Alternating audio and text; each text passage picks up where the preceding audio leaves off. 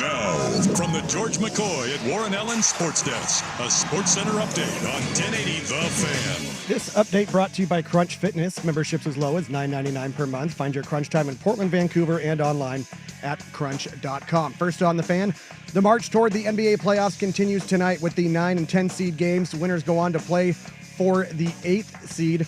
Coverage on 910 ESPN Portland starts at 4 o'clock. First up, it's the Bulls, 2-point favorites hosting the Heat. The winner goes on to Atlanta to face the Hawks on Friday. That's followed by the Kings, 4.5-point favorites hosting the Mavericks. That winner will be at the Grizzlies also on Friday night. Duke freshman Con Knippel shocked absolutely nobody by announcing today he'll enter the 2025 NBA draft. Named to the All-ACC second team, he was Duke's second leading scorer behind Cooper Flagg, averaging 14.4 points per game and shooting over 40% from three. Over in college ball, 24/7 Sports and CBS Sports reporting Oregon cornerback Roderick Pleasant has entered the transfer portal. Game 2 of 3 in Cincinnati this afternoon for the Mariners after dropping the opener to the Reds. Bryce Miller on the bump for Seattle. Nick Gonzalez for Cincinnati. 3:40 first pitch on FS1. The Mariners start the day tied for third in the AL West, 2 games back of the lead. And the Winterhawks looking to even the series with the Everett Silvertips at 2 games apiece tonight at the VMC. Puck drops at 7 o'clock. More sports scores and stories in 30 minutes. I'm Jeff Russ from the George McCoy at Warren Allen Sports Desk. Hurt and missing work, insurance companies acting like jerks. Don't call your mom, call George McCoy at warrenallen.com. The original home of the Herd with Colin Cowherd. Weekdays 9 to noon, 1080 The Fan.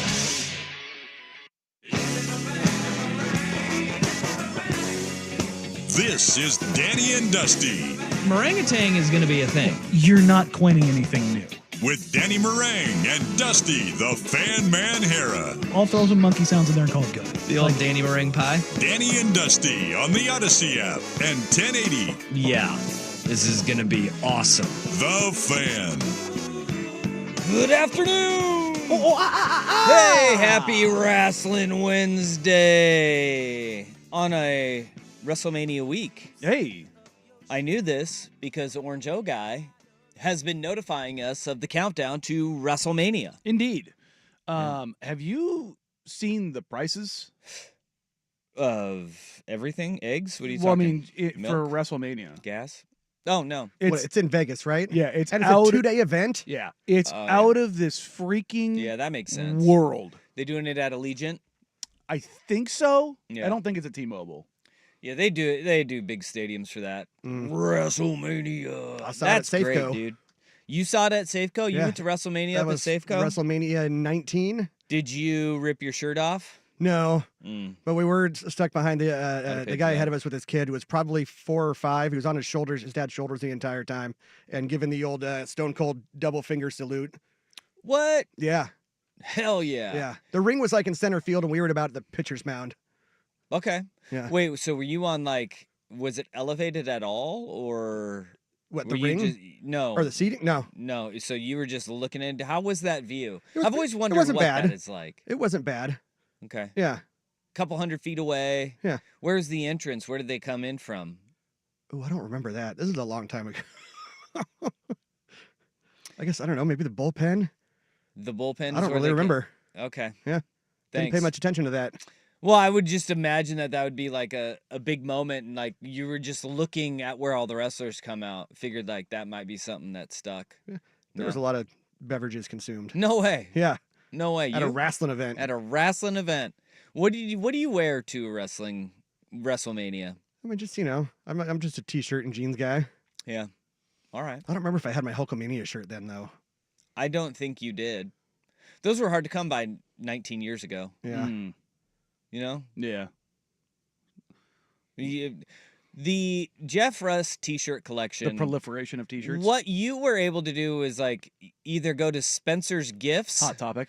or the Oregon Coast to get his t-shirts.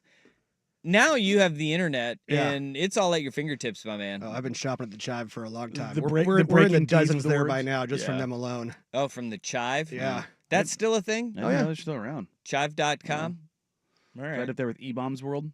Well, I know that's why I'm surprised is because usually all of those sites have gone way far away. Like Jeff got into his. Let's like they always say your music taste is like your high school and college, and then it doesn't really change after that. That's also Jeff's internet preferences. That's post college. Yeah. I mean, I guess for him it was. I mean, the internet wasn't widely available when you were in high school and college. Oh, trust me, I remember my freshman year at Willamette going, "What is this email thing?" Yeah, you were How do Bryant I do Gumbel. this? Remember Bryant Gumbel laughing at what email was on the Today that's Show? right. That's a tough look now. Yeah. He's like, yeah, right. Yeah. Like, my postman is ever going to leave. It's like, he gone. So get in the door price Okay, for WrestleMania. for WrestleMania this year. Okay, can I guess? Yeah. $500. No. Oh. $200 for the nosebleeds. Yikes. And we're talking See, now we're even nosebleed. pricing out kids for WrestleMania. Mhm. And that's just for the first day. Day 2, it's anywhere between $220 and $250. Whoa. But take a wild guess at what the most expensive ticket is in the market right now. 10 grand. Meet and greet? No? $80,000. Golly, what do Wow. you get with that? It's a 2-day pass, Saturday and Sunday, like With- on the rail. But that's it? What else comes with it? Nah. Like a meet and greet? It's like $79.5. A lock of Triple H's hair? Nah. Nothing? Can't even smell somebody's jockstrap. You really? No. That costs extra. Golly.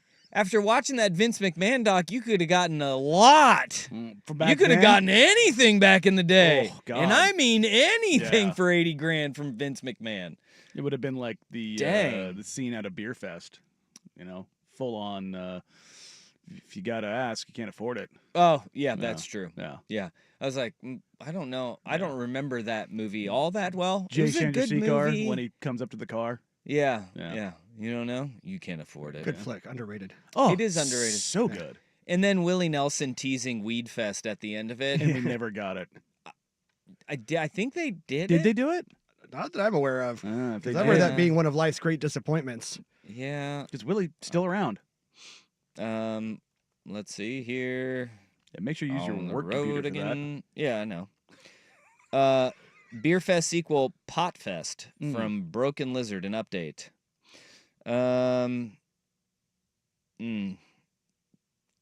As of 2023, Pot Fest talks were happening. That's where I thought that we were okay. going to have it. Yeah, then Still they haven't had had it yet, Well, though. they had the strike, and I think disrupted pretty much everything. And Mm. then a lot of those guys got that Tacoma FD money. Yeah. Tacoma FD money changes the man. Look, man, Those FX bucks. you get those year-to-year checks that are written into those contracts. It's kind of hard to say no to. Hot dang. You ever watched that show? Yeah, 2 episodes. It's pretty funny.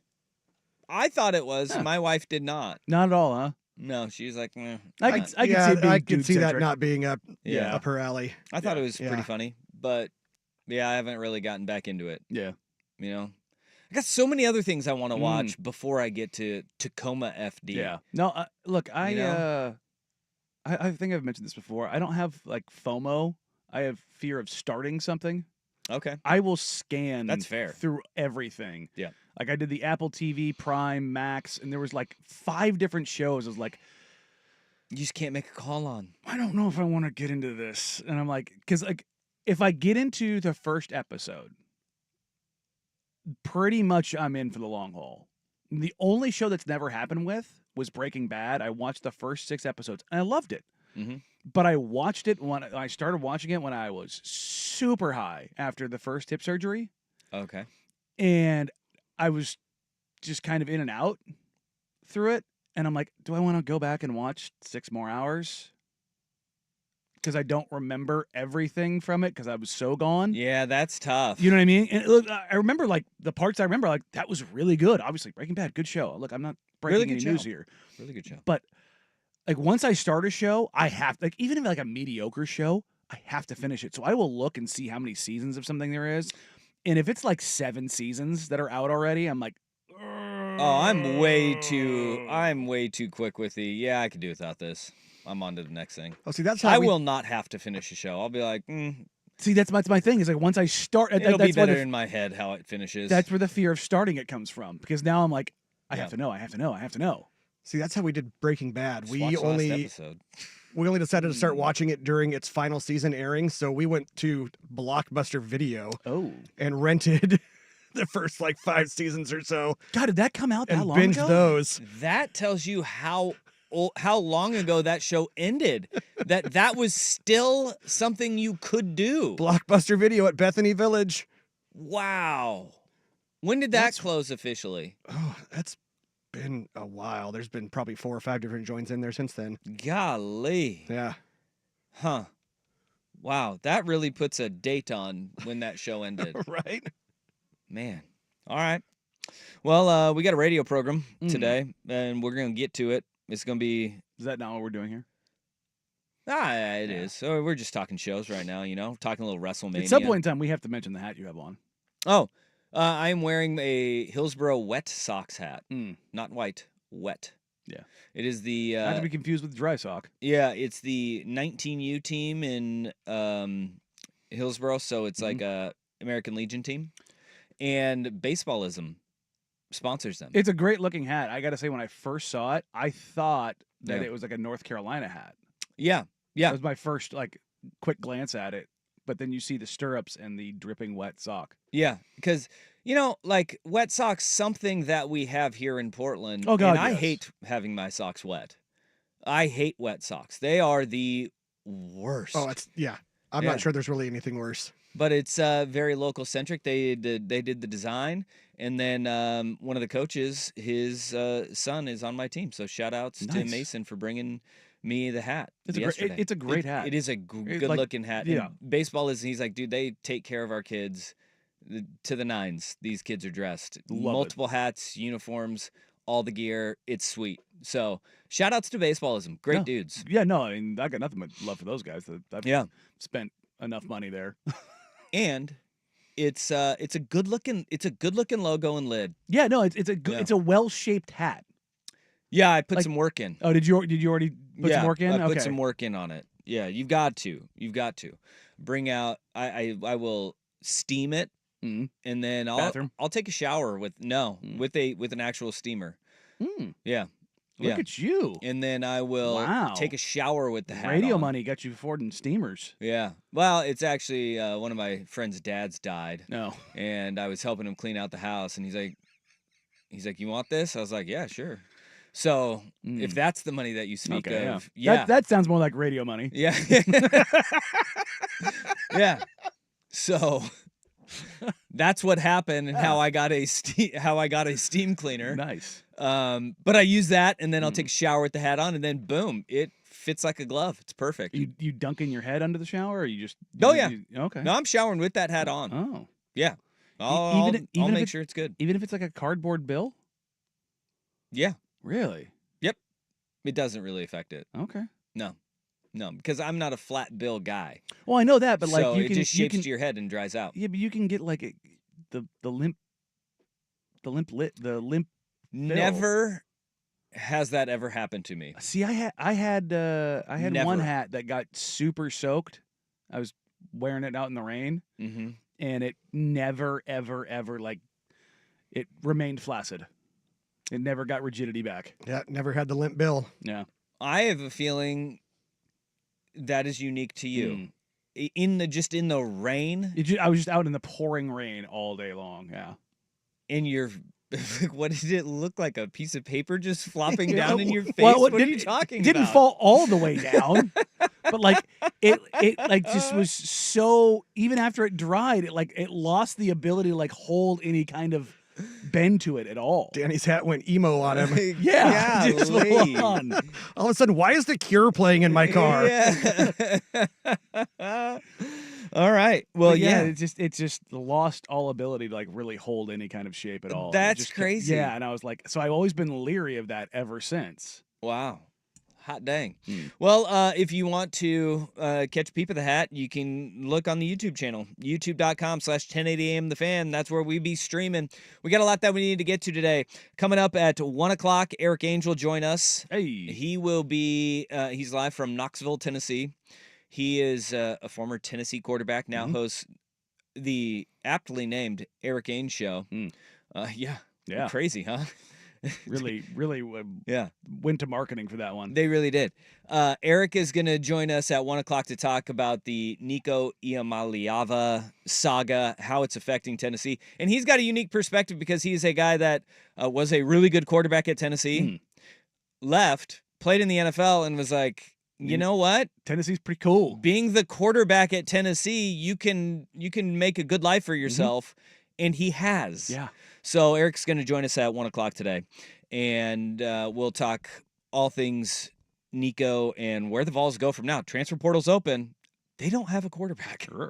And the portal closes next Friday. So it's going to be a stressful week and a half for the folks in Knoxville and Tennessee fans everywhere. We've got a lot of NBA stuff that we need to get to, including, we touched on this yesterday, the edict that has come down from New Orleans about Zion Williamson, and if that affects the hometown team. Indeed. The Portland Trail Blazers. But where we got to start is we had some play-in action, and the basketball was good. I need to make a correction on something that I've always said about officiating in basketball. Because I have always wanted consistency, and we got it last night. But I need to apologize. Danny and Dusty on the Fan.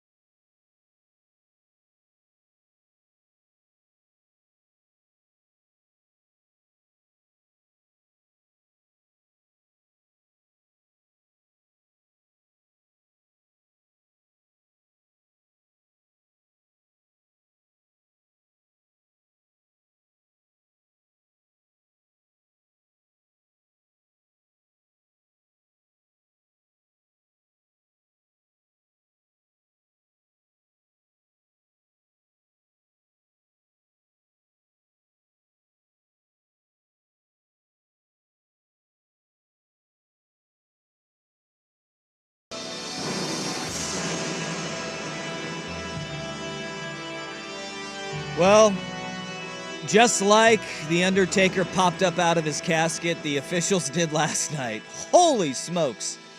I have an apology that I need to make. I have asked for one thing and one thing only from officials: consistency. As long as they are consistent throughout the course of a game, I am okay with how the officiating goes. Good calls, bad calls, they go both ways for teams. Holy smokes, what we saw last night in the Golden State-Memphis game. The officiating was consistent, but it was awful. Awful. There were so many horrifically bad calls in that game that went against both teams. So it was consistent to both teams. But how in the world were they seeing some of the things that they saw? Like, the one that sticks out to everybody is the Pods block. That's about as clean a block as you're going to get in the NBA. But how about Steph? What led to that run out was Steph Curry getting tackled. Steph got tackled on the other end, and that's why Jimmy's pass was errant, is because they wrapped up Steph Curry, and they're like, nah, nope. But that Pods block, nuh-uh. And then the foul that the Warriors lost their challenge on Draymond. Where they're like, he jumped into Zach Edey. That's a block out. Yeah. That looked like it was just a block out, and then Edey grabbed his shoulder, pushed down, and went up, and it was like, I don't get what y'all are seeing on these, and that's just like the tip of the iceberg. The Looney one, after the Pods block, I saw people getting upset about it. It was the right call. The Looney one hit Edey's arm, and it dislodged the ball. Now, the Moody one... Oh, God, no. Yeah, no. That was really bad. And the inconsistency of physicality that was and wasn't allowed. Like you said, Steph was tackled. Yeah. Before that. And then you had Scottie Pippen Jr., I want to say 3 possessions before that, went to the rim and got absolutely trucked and didn't get a call. And I believe before that it was Aldama that got run into after he let his shot go. And I'm like, look, they just called some ticky-tack stuff, but they're also letting these guys just like run each other over. And I'm just like, in the Pods one, like, it was funny watching social media and everyone who has zero vested interest in the game, like nobody from either media market, is like, that's as clean a block as I think I've ever seen. Like, dude, and that's a really difficult block to make. Oh, he sized him up and just made a hell of a play. He re-angled himself at the elbow and was he like, went out wide. Yep, bam, and he went up and I was like, oh, I don't. That was just really bad. Yeah. And that was a bad call. So I apologize to the folks out there. Did you see the runtime on the game? No. Take a wild guess. So average runtime of an NBA game is 2:05. Yeah, I was going to say 2:35. 3 hours. 3 hours. 3 hours was the actual runtime. Really? Yeah. I did get over late, but I just figured it was TNT. Yeah, no, it brutal. Yeah, that was not good. Brutal. But other than that, now we can get to the basketball. Yeah.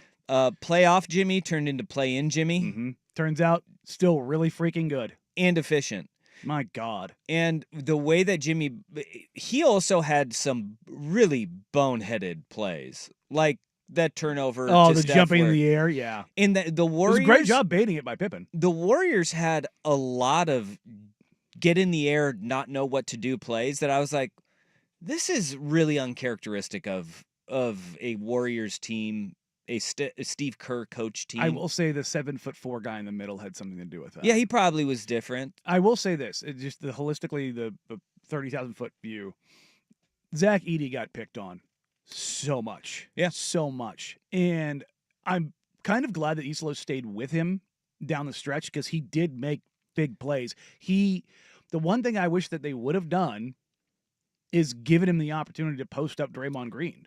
And they never did it. They never did it. Look, I know Dre is an incredible player, and little guys can be a problem for big guys like that are really good at post defense, but he's a foot taller. Yeah, can we get... I think that before you get to that point with Zach Edey, though, you have to teach him not to bring the ball down to his waist every time he touches it. Yeah. Because it equalizes everything he does. He brings the ball so low. He gets low in his stance and does that power crab dribble and he brings the ball down. Well, it's like even when he gets a rebound though, he had four turnovers last night, and they were all strips. All of them were he gets the rebound, brings the ball down. You're like, what are you doing? Yeah.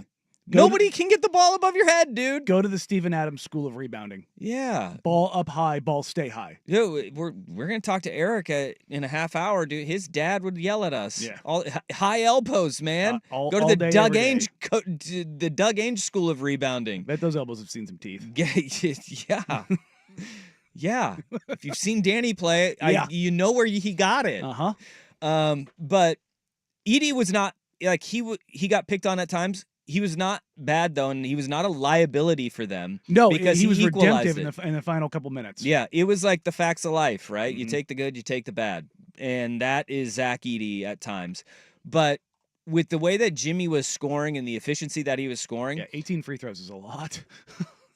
the Steph Curry's 22 points through 3 quarters may have been the quietest 22 through 3. He was picking but and choosing. then he went to the fourth quarter, and it was like he hit that 3 when there was a loose ball, and Post just kind of flipped it to him, and I was like, oh, they're not losing. Yeah. Like Steph is on one, and then it was just like The triple bang, pump fake bang, one bang, bang, bang. off the step back. Yeah, I thought the last pump fake with the live first camera angle that he hit a shimmy, but it was him like readjusting after another pump fake, and I was like, did he shimmy before he let that go? Dude, he had 15 points in the fourth quarter. And I would say of those 15 points, what, 12 of them came in the last 4 minutes, the last 3 minutes? Back-to-back threes at the 2.5 minutes. 6 free throws, I think. He was that was scary to see him play like that.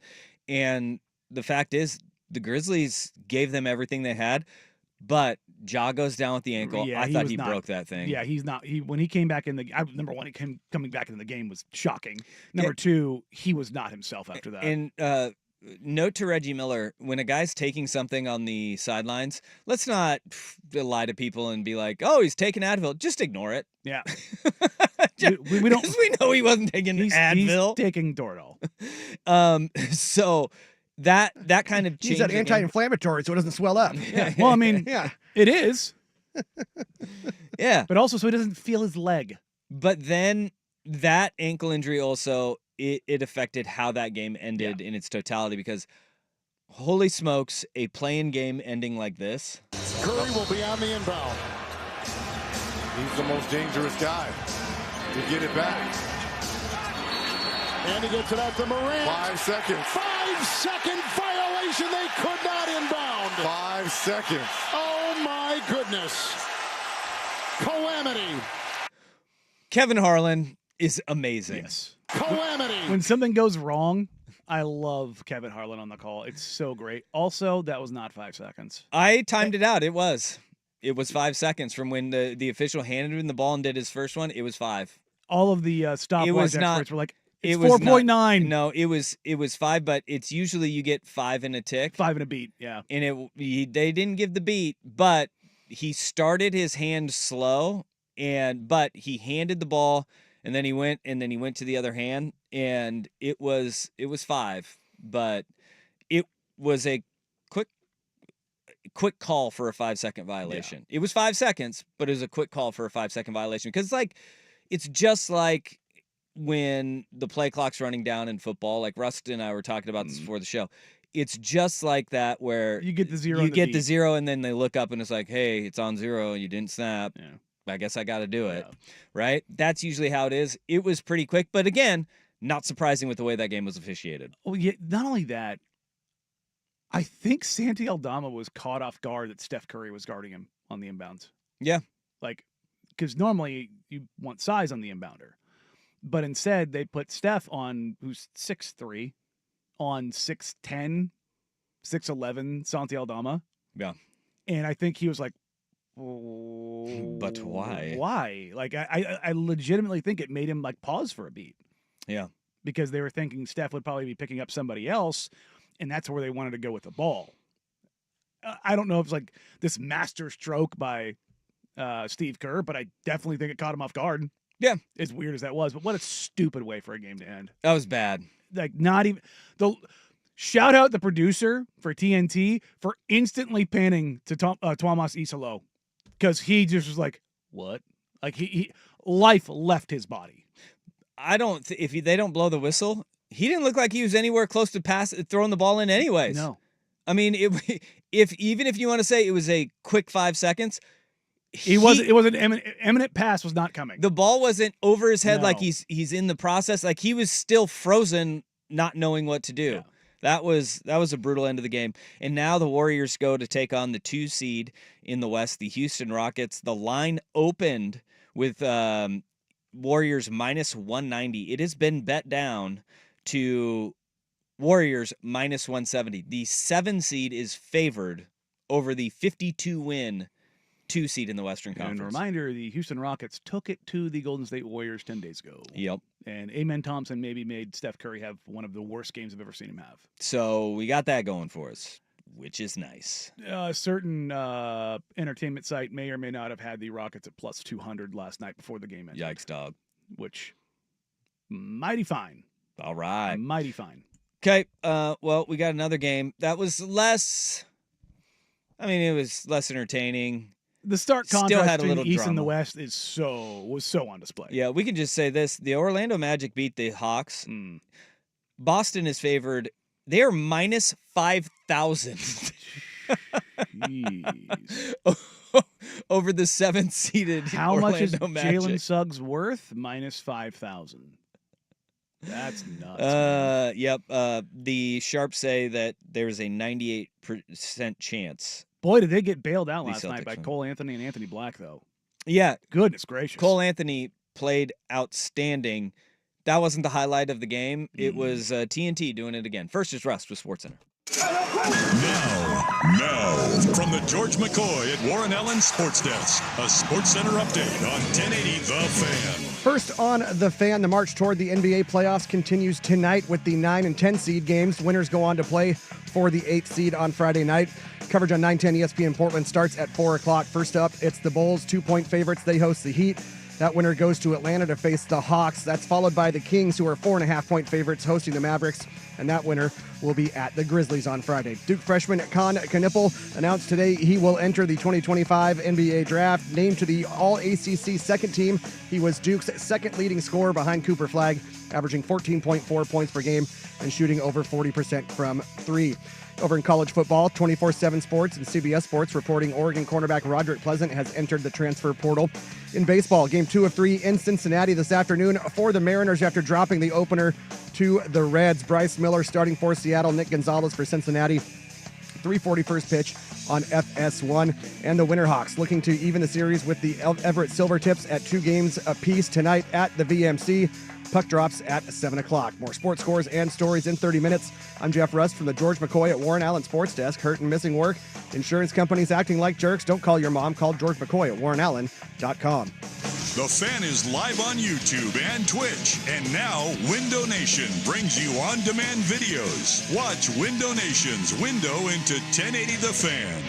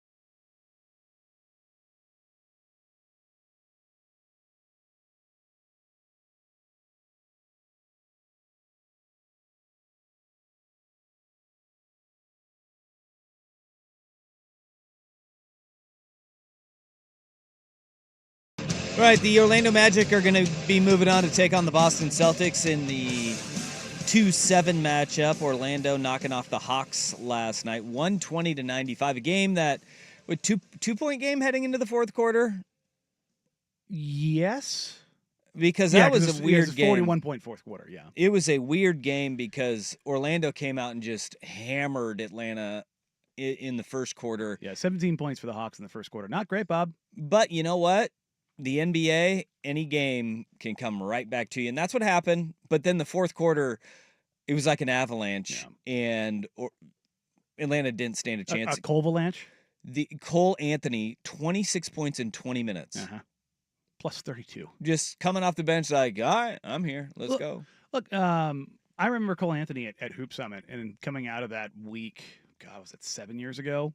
And thinking, number one, that's an NBA player. Number two, going, that guy's instant offense. And I look around the NBA right now, he's probably one of the better, like towards the very top, like sixth man type players. Like when he gets going, man, and that's what you saw last night. He just gets going. And he had a couple of just bleep you threes that it was just like, all right, dude. Oh, I guess it's your night. And, the Magic needed it because Paolo Banchero could not hit a shot to save his life. Yeah. He got to the free throw line. He was effective there. Franz was okay, but it was really Anthony Black and Cole Anthony that saved him. But, my God, the Hawks, the Magic, giving up 120 points to the Magic is downright disgusting because they can't score. It's one of the worst offenses in the league. Yeah. And you give up a $120. Now, look, I know the Hawks are injured. I know the Magic are injured. They're both sacrificial lambs to whoever they go play. But boy, did the Hawks go out sad, including Trae Young. Trae Young ejected. The referee said he was making a mockery of the game. Yeah. Double T's with 4.5 to go. The game was out of hand at that point, though. Which makes it worse to me. What was it, like 109-87 or something like that? And like 4.5 minutes to go. Yeah. Then they just, Trae threw a fit, and he gone. Yeah, that's like one of those things where you just look at Trae Young again, and you're just like, God, you're talented, but God, you're just a complete pain. Like, I know the game's decided, but you don't want to see your best player act like that. No. Like, it would be one thing if he was doing it to, like, honor or defend a teammate or something like that. But instead he was throwing a tantrum because he got stuffed in a locker. Can we just say what honestly the best part was inside the NBA? Oh, God. When I'm going to have to frame this here because the audio, it starts with Shaquille O'Neal is giving CPR to a stuffed Harry the Hawk. Harry the Hawk. It's like a little mini one. Brings him out. It's actually probably like 3 feet tall, but in Shaq's little hands, it looks very tiny. It looked very tiny. It's like a beer can and Andre the Giant. Right. Yeah, it looks. They were supposed to bring a live hawk in, but instead they brought a quote unquote dead hawk. Yeah. Inside of a shoebox. And Shaq was trying to give it CPR, and it led to the line of the night. Outside, of course, of calamity. Yeah, I tried. I tried. Harry, come back. Oh, my gosh. I tried, Harry. You done kissed some chicken heads in your day, too.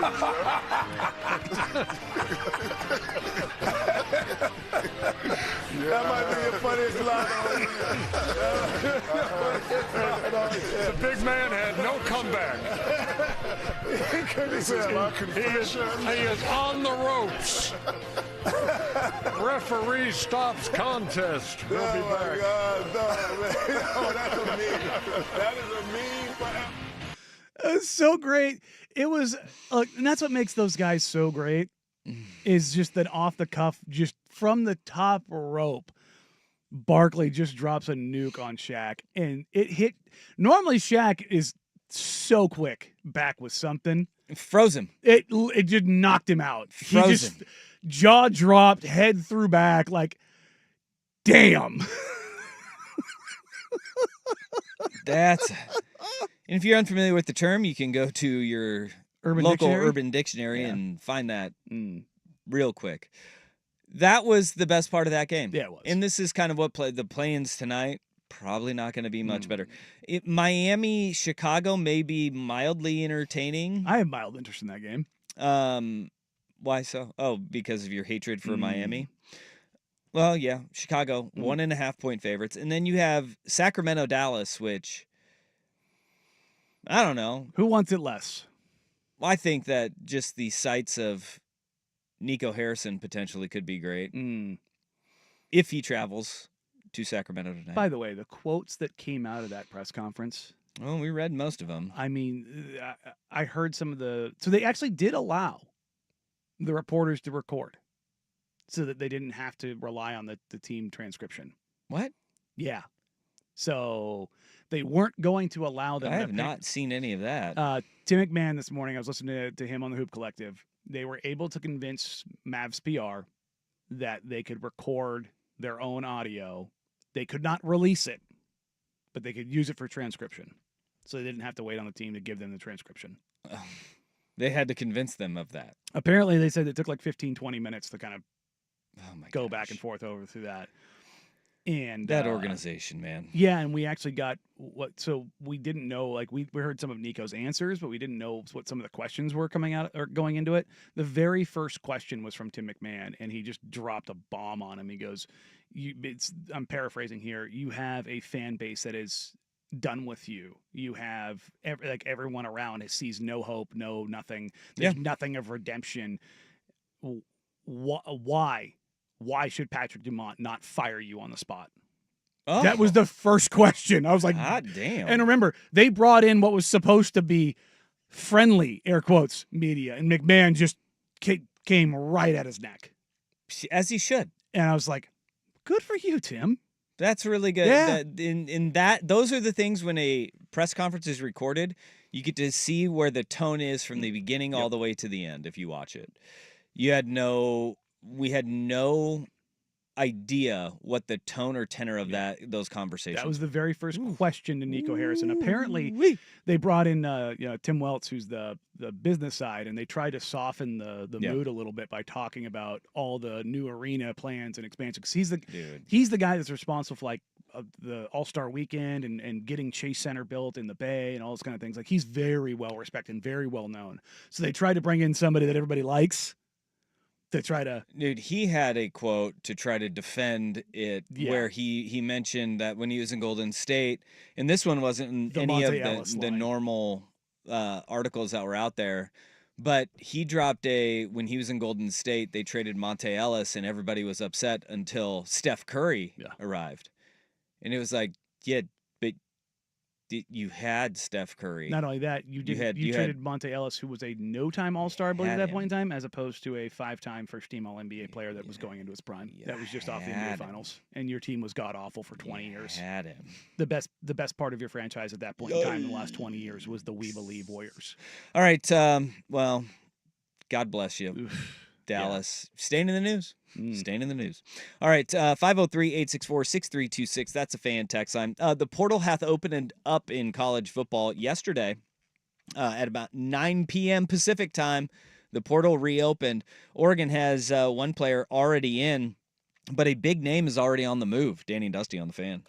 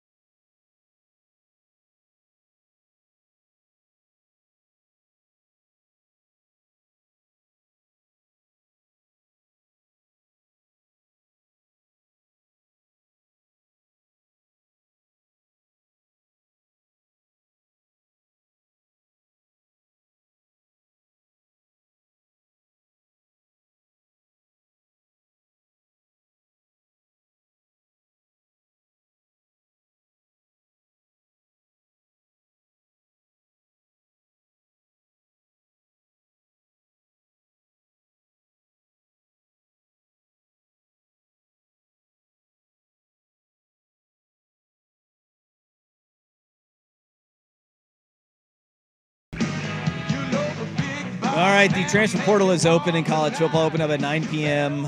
Pacific time last night. And the guys were already throwing their names in. And look, before the portal even opened, Cal running back Jade Knott had already found a new home. Weird. Wow. Huh, how did that happen? That's crazy. Weird.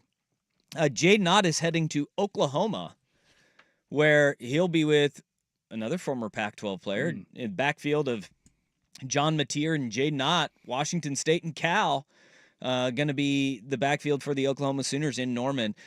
They got bigger issues there in Norman. Their offensive line was kind of a mess. Which is well, weird. not kind of, very much a mess. Which is weird for Oklahoma. Yeah. Long-standing history of very good offensive lines. Well, their O-line coach stayed when Lincoln Riley left for USC, and then I think he retired last year. And they brought in 2 guys from the portal on the O-line, brought in, I think, 3 more offensive linemen in their recruiting class, or 4 more offensive linemen in their recruiting class. Like, they know they need to fix that and rectify it real quick because their defense is really good under Brent Venables. Yeah. Oddly enough, Oklahoma's offense is a pretty big issue. Which is why you go change your coordinator, you have him bring in his quarterback, and you go get the top running back in the portal. Yeah. Super helpful. Yeah, and they're going to run the ball. That's for sure. But we also have, yesterday we talked about this, when Jay Knott entered the portal, 4 Cal running backs had entered the portal. Your entire running back room? Nope. That's wild. 5th entered today. Last year, Javion Thomas ran for 626 yards and 7 touchdowns. He has now entered the transfer portal. That'd be 5. They now have true freshman Anthony League is the only running back in Cal's running back room anymore. How bad do things have to be where if you're the 4th running back and there's a chance that you might see real tick that you're like, this is so bad, I gotta go. Yeah, we mentioned this yesterday. Aristotle Thompson, the running backs coach at Cal, left this past offseason to go to Northwestern. And when you have a position coach change, look, everybody wants to say it's all on the head coach, and largely it is to rally, identify coaches that fit your system and in the players that you have and the players that you want there. But the most time you spend with anybody is your position coach. And those guys mean a whole hell of a lot to keeping a room together. So that's a big blow for Cal. Oregon has had a player enter the portal. Roderick Pleasant entered the portal today. He's former, I think he was 4-star corner. Yeah. He's on the track team. He's very fast. He's fast. But it has been an issue to get on the field for him in various ways. I think the competition really is the biggest one because you look at where Oregon's DB room has been over the last couple of years. Pretty dang good. Yeah, whether it's Christian Gonzalez or Jabbar Muhammad, like you just kind of go down the list. There's been dudes on the edges that have been very good. And I think this year, when you look at where Oregon went, whether it was the portal where they went and got they got 2 corners out of the portal, and then they get 4 freshmen coming in. They're adding 6 to that room and building depth. You know, these sorts of things, they're going to happen, man. And if he's going to move into the back of the defense, you go out and you go get Purdue's safety. Yeah, Thieneman. Yeah, I mean it's and Theron Johnson, the corner out of Northwestern, really damn good. Kennedy, the kid from Ole Miss, like they've gone out and they've gotten high end guys. So we're gonna see what that. Hopefully, Roderick Pleasant lands on his feet and he goes somewhere. But portal is open, man, and it's open for business. We'll see. It would be surprising if Oregon added very many guys via the portal this year in the spring. I should say in the spring portal because they're pretty set at a lot of positions. I think if you were to see one, if inside linebacker pops up, adding depth to that room, wide receiver, obviously, you can never have too many of them, though. Yeah. They got some young guys, man, that are pretty dang good and highly touted guys that they've been kind of growing. And then, gosh, I don't know where you would go. Maybe the interior defensive line if a big name enters the portal. I don't see Oregon being very active in the spring portal. I think if you're looking at basically the top 20 programs in the country, unless something crazy happens, like a Jade Knott hitting the portal. I don't think you're going to see those programs really doing a ton right now. Or you're the University of Tennessee, which has to fill your quarterback room now that Nico Iamaleava is in the portal and gone from the University of Tennessee. We'll talk with former Vols quarterback, now host of The Eric Ainge Show. Eric Ainge will join us next. Danny and Dusty on the Fan.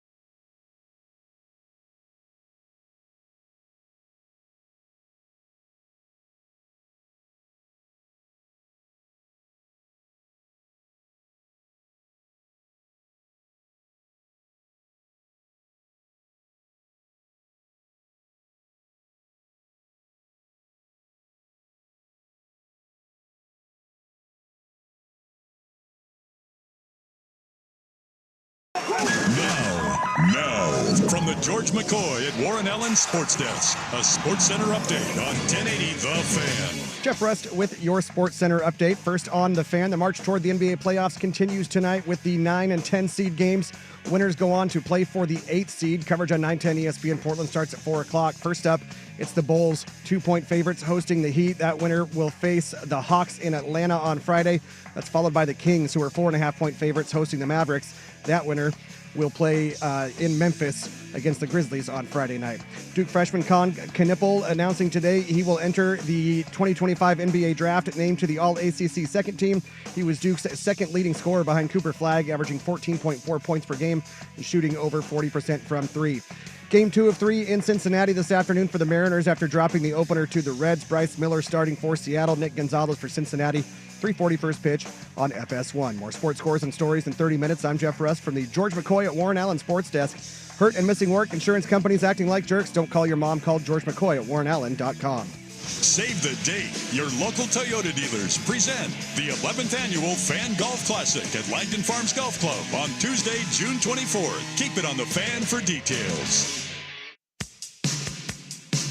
Danny and Dusty. My Uncle Gus is the uncle that likes to work the grill. As soon as he walk in the house, he's like, get away from that grill. You don't know how to start no fire. With the latest on the Blazers, Ducks, Beavers, and the hottest topics in sports. We're going to eat a hamburger, okay? Here we go. Chandler, throw the match. Now that's a fire. Danny and Dusty on the Odyssey app and 1080. I'm not cooking them brontosaurus burger. The Fan. Hour number 2, Danny and Dusty with you on this Wednesday afternoon. Thanks for being a part of our day, letting us be a part of yours, whether it's on 1080 AM, 99.5 HD2, the Odyssey app, twitch.tv/1080am The Fan, or youtube.com/1080am The Fan. Party on, party people on the YouTube stream. All right, let's get to it. We have Colin Cowherd just tweeted out that he is being told that former Tennessee quarterback Nico Iamaleava is heading to UCLA.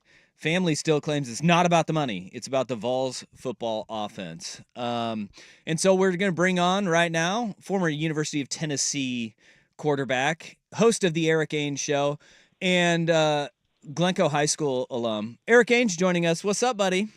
Hey guys, how we doing? We're doing a lot better than Vols fans have been on social media lately. I can tell you that much.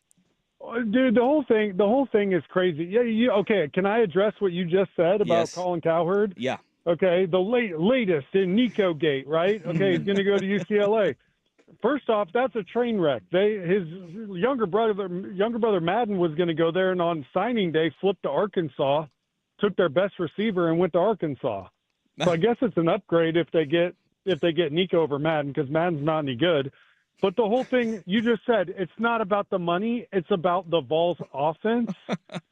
Dude, this whole NIL thing, and you guys can address this too. I like that the players get paid. Get some money. Make some money. You provide a ton of value. Look at how much those skyboxes go for in Autzen and Neyland Stadium and all that. That's fine. It's about the power. Mm-hmm. If you don't, then I will this. If you don't change a play caller, if you don't recruit this player, then I will. These players and some of their parents, the crazy ones, they think they invented football. They know more than all these coaches, and you end up with situations like this.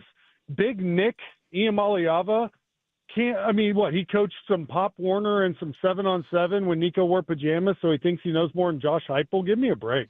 Yeah, that's the big thing that's kind of come out of this, is that we've had the fears of LeVar Ball and Caleb Williams' dad, and these dads that are overpowering, and there's been a lot of fear mongering about their involvement with their sons.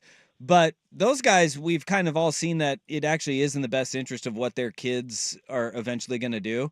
This one seems a little bit different in that Nico's dad is really just meddling for the sake of meddling, and it doesn't have his son's best interest in mind. That's the problem, though. He thinks it does. Right. I mean, he thinks he's doing the right thing. You need to – but this goes back to in the middle of last season, and being here in Knoxville, I know all and see all and hear all from everybody. Half of it's true and half of it's not, but I hear it all. And it was the if you don't fix the tackle play and the offensive line play, I'm shopping Nico at the end of the year. Like, hold on. How about if Nico gets the ball out of his hand and learns how to read a defense a little bit better, then he won't take so many sacks and those guys will look a little bit better. If you don't fix the offense, I'm shopping Nico at the end of the year. I've never seen a play caller get guys open downfield more than Josh Heupel. Even last year, Nico missed them all year. Yeah. Milton the year before missed them. Hendon Hooker didn't miss them. And he was about to be a Heisman finalist. If you just hit the open ones with Josh Heupel, it's amazing what your stats are. They hosted no blame. They just blame everyone. We've all been around athletes like that and families where it's always someone else's fault and they've never done anything wrong and their boy's perfect. And we were living that here in Knoxville. Now we're not. Eric, how do you obviously you've got deep ties to not just university, but as a quarterback for that program, and you played in huge games there, and kind of what it is to be in that spot, and even as different a landscape as it is now, how do you try to impart on not just Nico, but on literally any quarterback that comes through there that, hey, if you're successful here, you're pretty likely to go on to the next level, and maybe learning to develop here is probably a little bit better than going to a program like UCLA that doesn't have their stuff together, or the rumors were like a Tulane, or a program that is significantly further behind Tennessee, and not just profile, but a development pipeline to get to the next level. If you were going to drop a program for a quarterback going into a draft year to have some studs to throw to and a bunch of good players around him with an offensive play caller who can draw them up in the dirt and scheme guys open is good or better than anyone, him and Lane Kiffin and maybe a couple others in all of college football, this is one of the schools and coaching staffs you would pick. Yeah. You would, and he was here making $2 million. Then he made 2.4 because him and his family said, we're not going to play in the bowl game unless we renegotiate. And they got a little bit more money. And here's how this works. And I don't know how it is at Oregon and different places, but here, there was a few power players here that paid almost all of Nico's money. And they were just like all of us fans going, I mean, he's good, he's fine. But, the three of us are paying $2 million, $1.8 million a year for this guy. Yeah. So and that gets, I mean, like an investment, right? We all have them and we all spend money. Like if you're not getting what you think you ought to get for it, so then what? You call those same guys back and say, Nico's not going to play if we don't pay him more money. And they budge a little, and then you go back 2 days before the orange and white game and say, hey, actually 2.4 is not enough. At some point, Heupel and the power players here are like, no, just go anywhere else and go to UCLA and play for Deshaun Foster in front of 1,200 fans and travel across the country and get your butt kicked. Good luck. I'm happy that it was a program like Tennessee, though, that took the stand and did it because of, the stature of the program, the fact that it's not a collective that is a mess and in tatters and has had the issues of not being able to pay guys. It is, no, we are going to just take a stand because this isn't the right one. You have gone through this, Eric, in Knoxville, where it means a lot. You guys have 4 rivals, right? You have Florida, Georgia, Bama, and then Vandy. Last year, Nico beat 3 of those 4 rivals. Can you put that into perspective for our listeners of like what that means to the fan base moving forward, that you get that in last year, you go to the college football playoff and kind of what he's giving up, because it means a whole heck of a lot to be able to beat 3 of those 4 in 1 year. No, it's everything. I mean, Florida, Alabama, or Georgia is a game we play where we just stereotype and make fun of news stories from those states. I mean, we hate them, and he beat them. Now, you can go back and look at that and say he did throw 4 touchdowns against Vanderbilt, but he threw none against Georgia, 1 against Bama, none against Florida. Nico didn't get a lot of the credit around here, and I guess that was part of the problem with some of the narcissists in his family. Defense and run game. Won football games for us here last year. I actually loved Heupel for it. I was like, he had stats guys that were never won a game where he scores less than 30 points. Can't win on the road and all those kind of things. And I thought he took a huge step as a head coach here. You've watched Lanning do the same thing at Oregon, just doing things. And hey, you know what? That's not necessarily on brand for him, but that's what football coaches that win at a high level every year and compete for championships do. Hey, I got a bunch of studs on defense and a couple running backs no one could tackle. Why don't we lean on that and put some kid gloves on the freshman quarterback? But instead he just, I don't know. Nico being gone, guys, we are not a more talented team without him. I'm not going to say that. He's gone, I'm glad. No, I wish he never would have got to that, but I think that was inevitable, and it'll be that way as long as his family's in charge. We're not as talented, but maybe we have a better football team. Kind of on that note, when Josh Pate yesterday said something along the lines of he wants what's best for college football, and he thinks that there's not enough guardrails, and there's just somebody has to come in and do something. My counter to that is this is the system working, in that it's not just at Tennessee. You had Mario Cristobal come out and say, if you want to renegotiate, you're not going to be here, kind of a situation.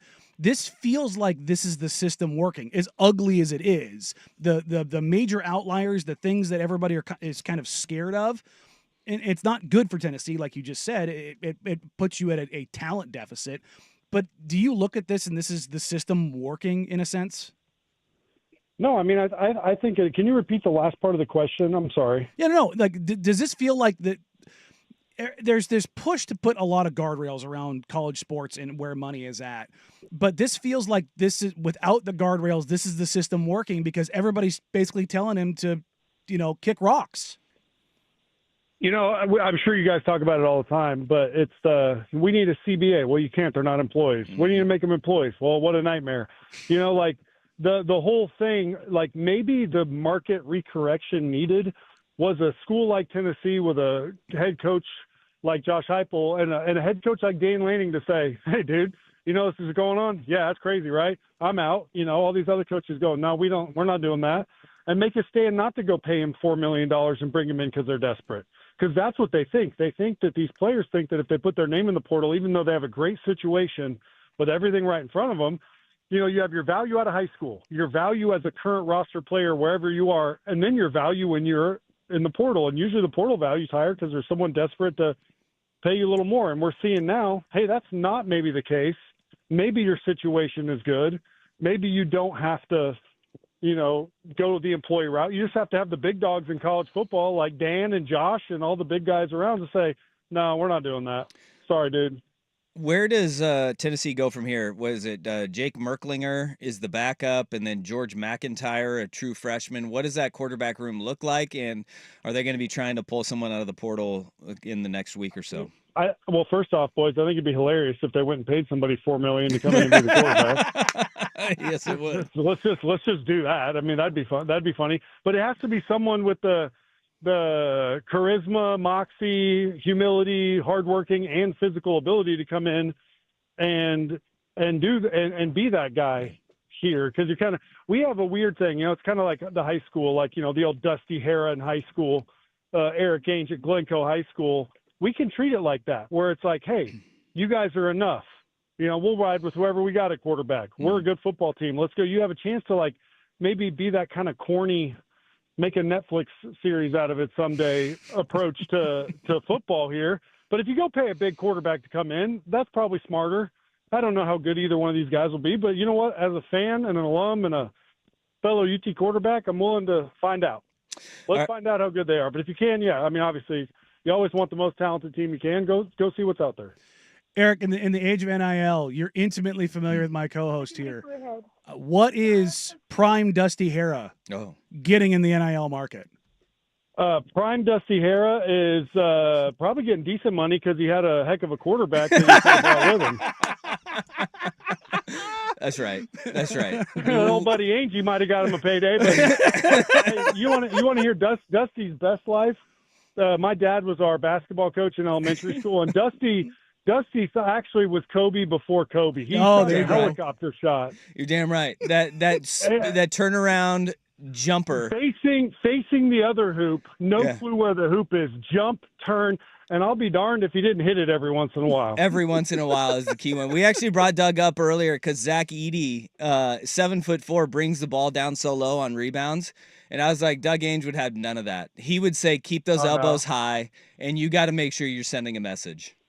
And I actually think, Danny, before people yelled Kobe when they shot it, they yelled Hara. Fuck it. Except for that was for never going in. Yeah. Hey, all right, man. It's been great to catch up with you. We need to do it again soon. Life is good, though. I know there's a lot of people that are listening that just want to know what Eric is up to these days. So Eric just got 12-year-old Fallon a sports physical because she's a little travel volleyball player. You already know Thomas Douglas, 8 months old, known as TD Ainge here in Knoxville. You already know with the hand size he's got. I mean, we're talking splitters, curves, fastballs. He'd be slinging it everywhere. Little D1, baby. Has the offer already come through? Has Heupel written the scholarship offer for him yet? No, Heupel needs to get his act together, but Tony Vitello, leading the reigning national champions, my wife Susan and I had TD over at a golf tournament, and he was holding, I said, hold him, take a picture.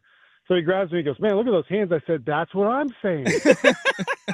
He's going to be able to throw. He's going to be able to sling it. Let's go. Yeah, come on, man. All right, buddy. Boys. We appreciate you. Thank you for the time, man. See you. There he is, Eric Ainge on Nico and the Tennessee situation. You missed that on some NIL, man. Dude, I did. I did. And, I'll be damned. Your quarterback really does help you. Super helpful. Super helpful. But, it's interesting to hear him talk about, like, the squandered opportunity. Yeah. Like, he was in such a good spot. Just blinders. Just and horse blinders, had man. no idea, except for the people around him wanted more money. And he didn't look at his production. He didn't look at the opportunities that are available. And the opportunities that are available there, like Peyton freaking Manning. Yes. He is actively engaged with any quarterback that is at the University of Tennessee. You have the ability to learn from not just Manning, but your head coach, Josh Heupel, pretty damn good quarterback in his own right. And you have every resource available to you there. This is what I mean, and this It's has crazy. become a big question in college basketball, too, because of how much money is involved. There's a lot of talk right now about AJ DeBonsa going to BYU, getting his bag, and like I'll be blunt, he did not look good all week at Hoop Summit. Now he went out in the game and was just an absolute monster. But there's a lot of folks are wondering, did he go full RJ Barrett? Did he get a little bit of money and now he's happy? And it's not just that part of it. It's like situationally.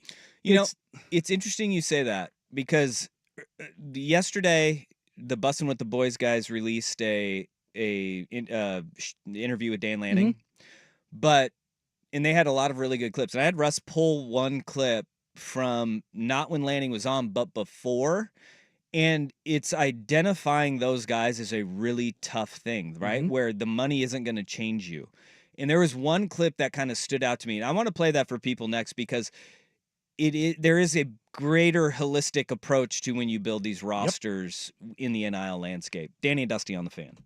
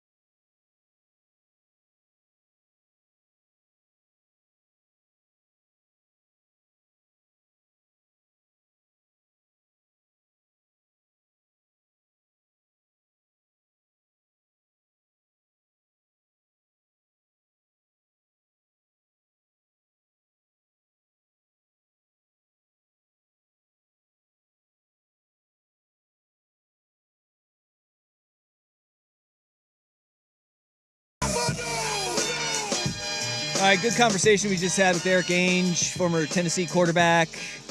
I mean, more notably, my high school quarterback.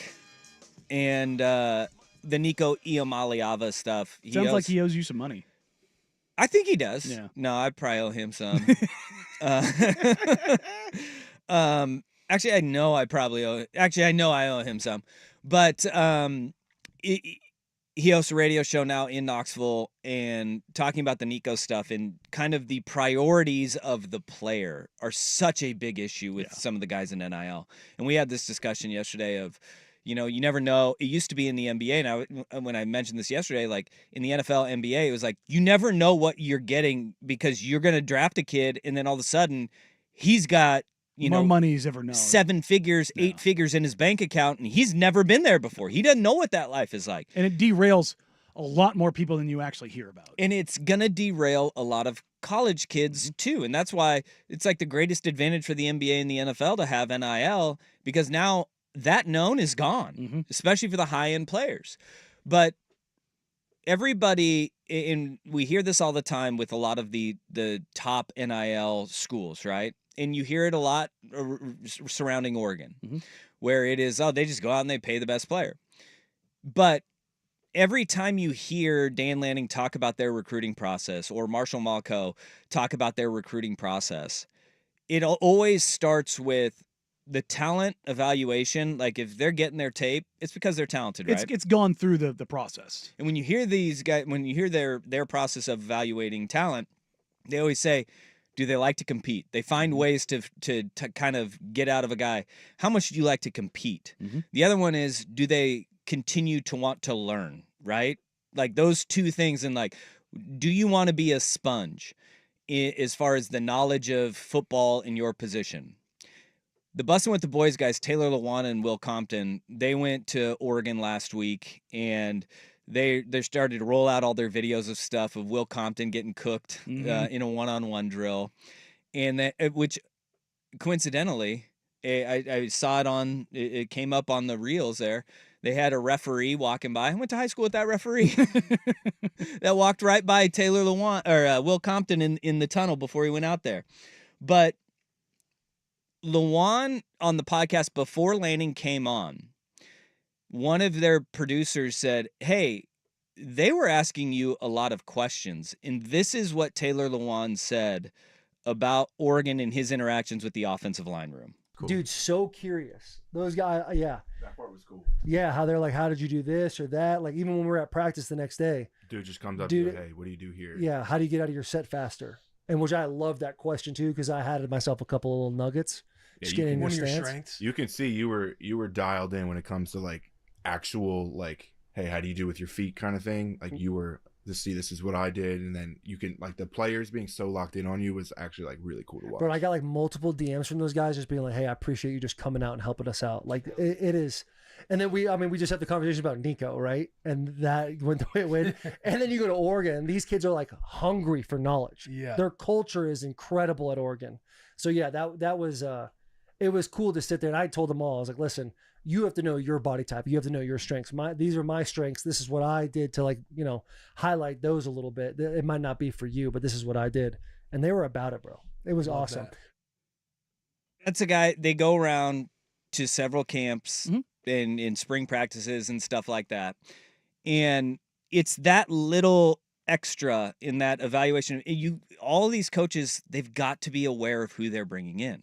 And because when you do that and you get these guys that are sponges or love just the competition aspect of it, a lot of the ancillary stuff goes away. And this isn't to say that Josh Heupel isn't doing that, but you've got to be on it, especially when you're getting your quarterback, because that's the leader of your entire team. He's the culture setter for a football team. And if you look at this on the college basketball side, that's the one of the great things about the Nike Hoop Summit being in our backyard every year is I get this opportunity to not only talk to the players, but talk to scouts, GMs, assistant GMs, player personnel directors, up and down the board. And one of the biggest discussions this year as NIL has really taken hold in college basketball is when you talk about guys that are late first, early second round guys in the past, so many of them are opting to go back to college. Not only because their money is guaranteed there, because if you look like a two-way, you're looking at like, I think it's like $800,000 and it's not guaranteed. Where if you're a all league player at a high major in college basketball, you're looking at basically that same money, $800,000 to $1 million, depending on where you go. Like if you're an all league player. And what these evaluators all told me was, we get to see how these guys not only do at a higher competition level, like, yeah, that matters in the scouting process, but we get to see how these guys act as leaders when the lights are shined on them. We get to see how they act with money in their pockets. We get to see all the other stuff beyond just the evaluation, and it works out so much better for us because we find out so much about guys. Because like, there's a guy coming in this draft right now that is a top 10 lottery pick that I have had people ask me so many different questions about him, and they're like, we don't trust him. It's some of the worst intel I've heard on somebody in 10 years. Yeah, like, and they're just good. Like, and you're probably going to see him fall on draft night because of it.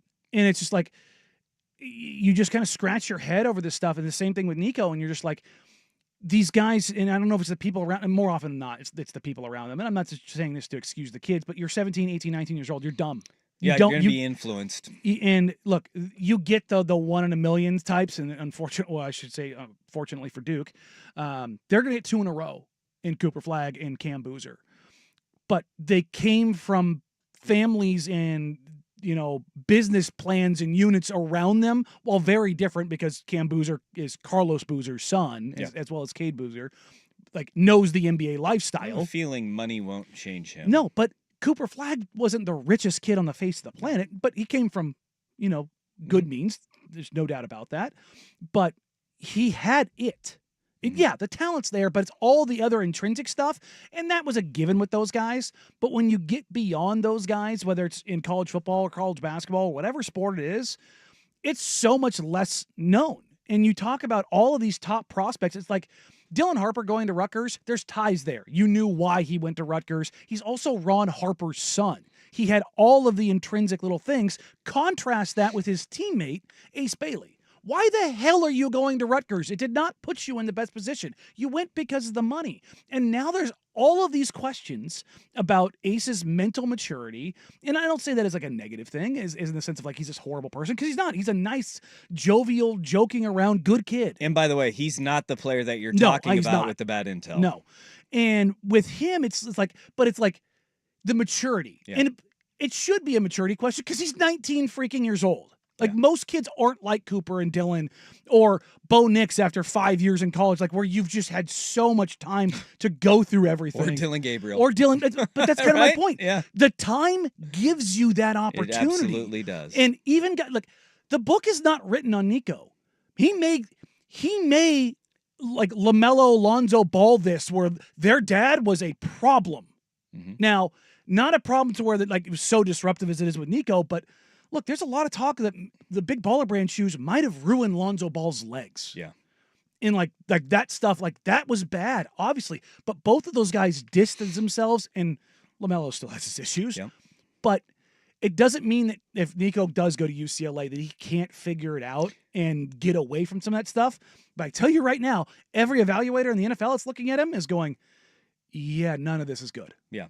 And look, Colin Cowherd is saying that Nico to UCLA is a done deal. I don't know how accurate that is, but we have a comment on the YouTube stream. Did you see what Urban Meyer said about the Tennessee thing? I did. Here's what Urban Meyer said on Nico Iamaleava's departure from Tennessee.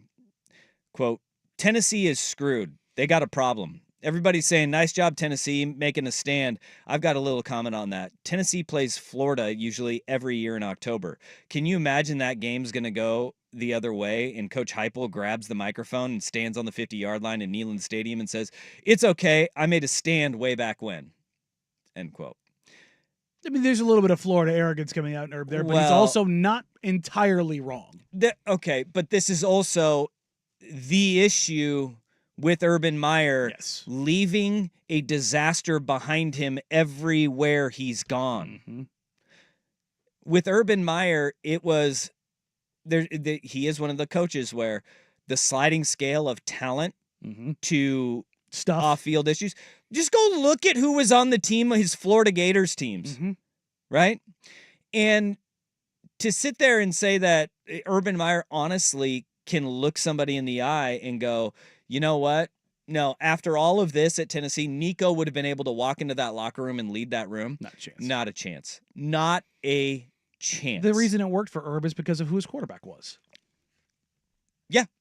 That's why.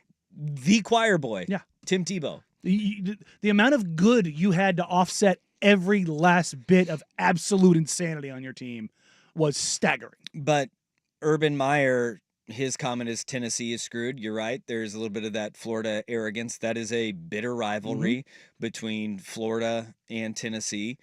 And this is where that whole, like, he's written books on leadership, Urban Meyer has.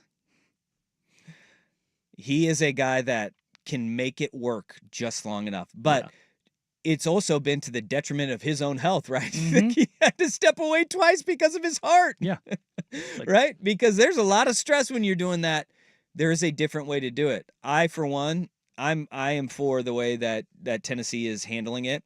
And look, if Josh Heupel ends up losing games this year, yeah, Tennessee fans are going to be pissed. They're going to be pissed.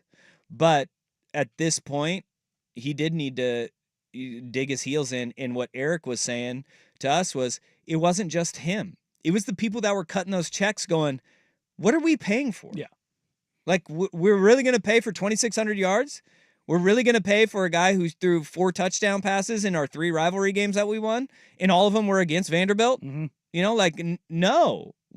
It's not, the juice is not worth the squeeze. So it's a really interesting conversation to have, and this is the first. It will not be the last. God, no. All right, coming up next on our Worst in the Web, beware strong winds. But first, here's the Big Kahuna with a Sports Center update. That's that Hawaiian burger joint. Now, from the George McCoy at Warren Allen Sports Desk, a Sports Center update on 1080 The Fan. This update brought to you by Langen Farms Golf Club. Good or bad weather, the golf course is always the driest around. Download the Langen Farms app today to get all the latest news and specials. First on The Fan, the march toward the NBA playoffs continues tonight with the 9 and 10 seed games. Winners go on to play for the 8th seed. Coverage on 910 ESPN Portland starts at 4 o'clock. First up, it's the Bulls, 2-point favorites hosting the Heat. That winner goes to Atlanta to face the Hawks on Friday. That's followed by the Kings, 4.5-point favorites hosting the Mavericks, and that winner will be at the Grizzlies on Friday. Duke freshman Con Knippel shocked absolutely nobody by announcing today he will enter the 2025 NBA draft. He was an all-ACC second teamer and Duke's second leading scorer behind Cooper Flagg, averaging 14.4 points per game and shooting over 40% from 3. 24/7 Sports and CBS Sports reporting Oregon cornerback Roderick Pleasant has entered the transfer portal. And the Winterhawks looking to even the series with the Everett Silvertips at 2 games apiece tonight at Memorial Coliseum. Puck drops at 7 o'clock. More sports scores and stories in 30 minutes. I'm Jeff Russ from the George McCoy at Warren Allen Sports Desk. Hurt and missing work, insurance companies acting like jerks. Don't call your mom. Call George McCoy at warrenallen.com. Tired of getting dinged by subscriptions? We won't send you a bill. Portland's sports leader, 1080 The Fan.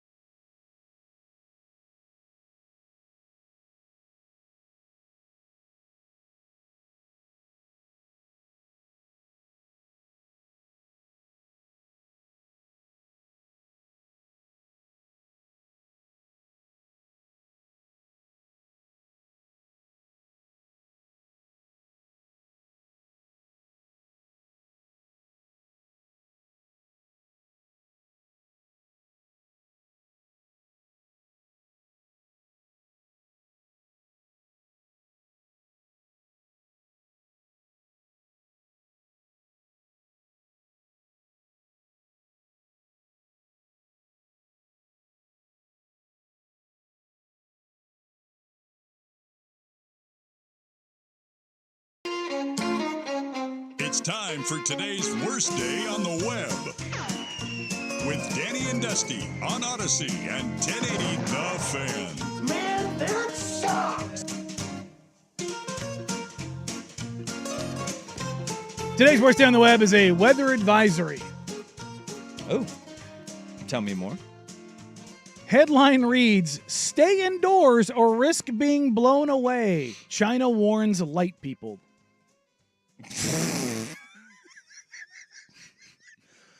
Not a burden I have to deal with.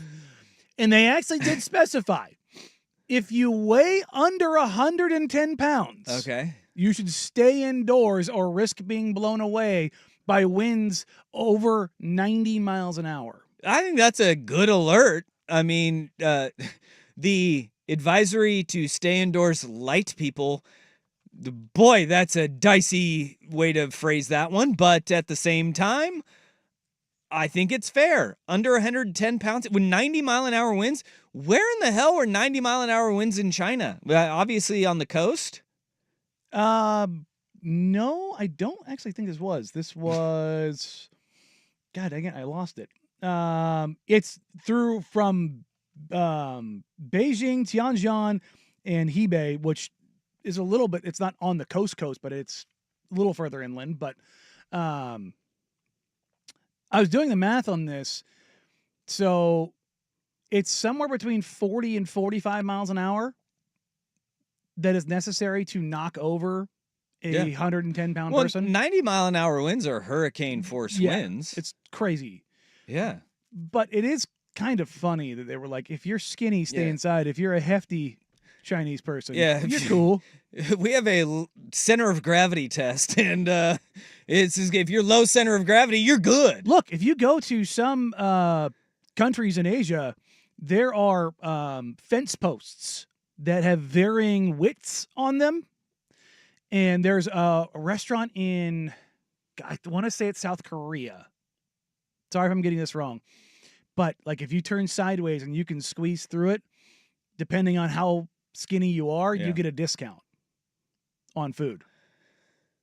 Boy, that's a lawsuit waiting to happen in the States. Yeah. Yeah, buddy. It's full on fat shaming. And there's one in Japan on this mountain path. I don't think it's Mount Fuji. Is that like at an all-you-can-eat buffet?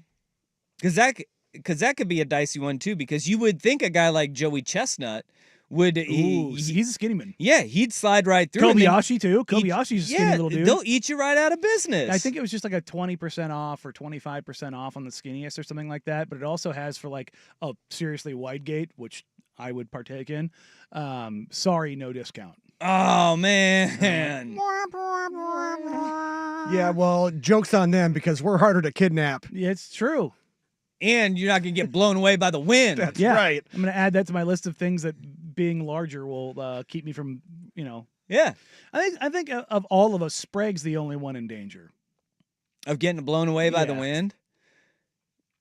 Yeah, I wonder what he's weighing in now.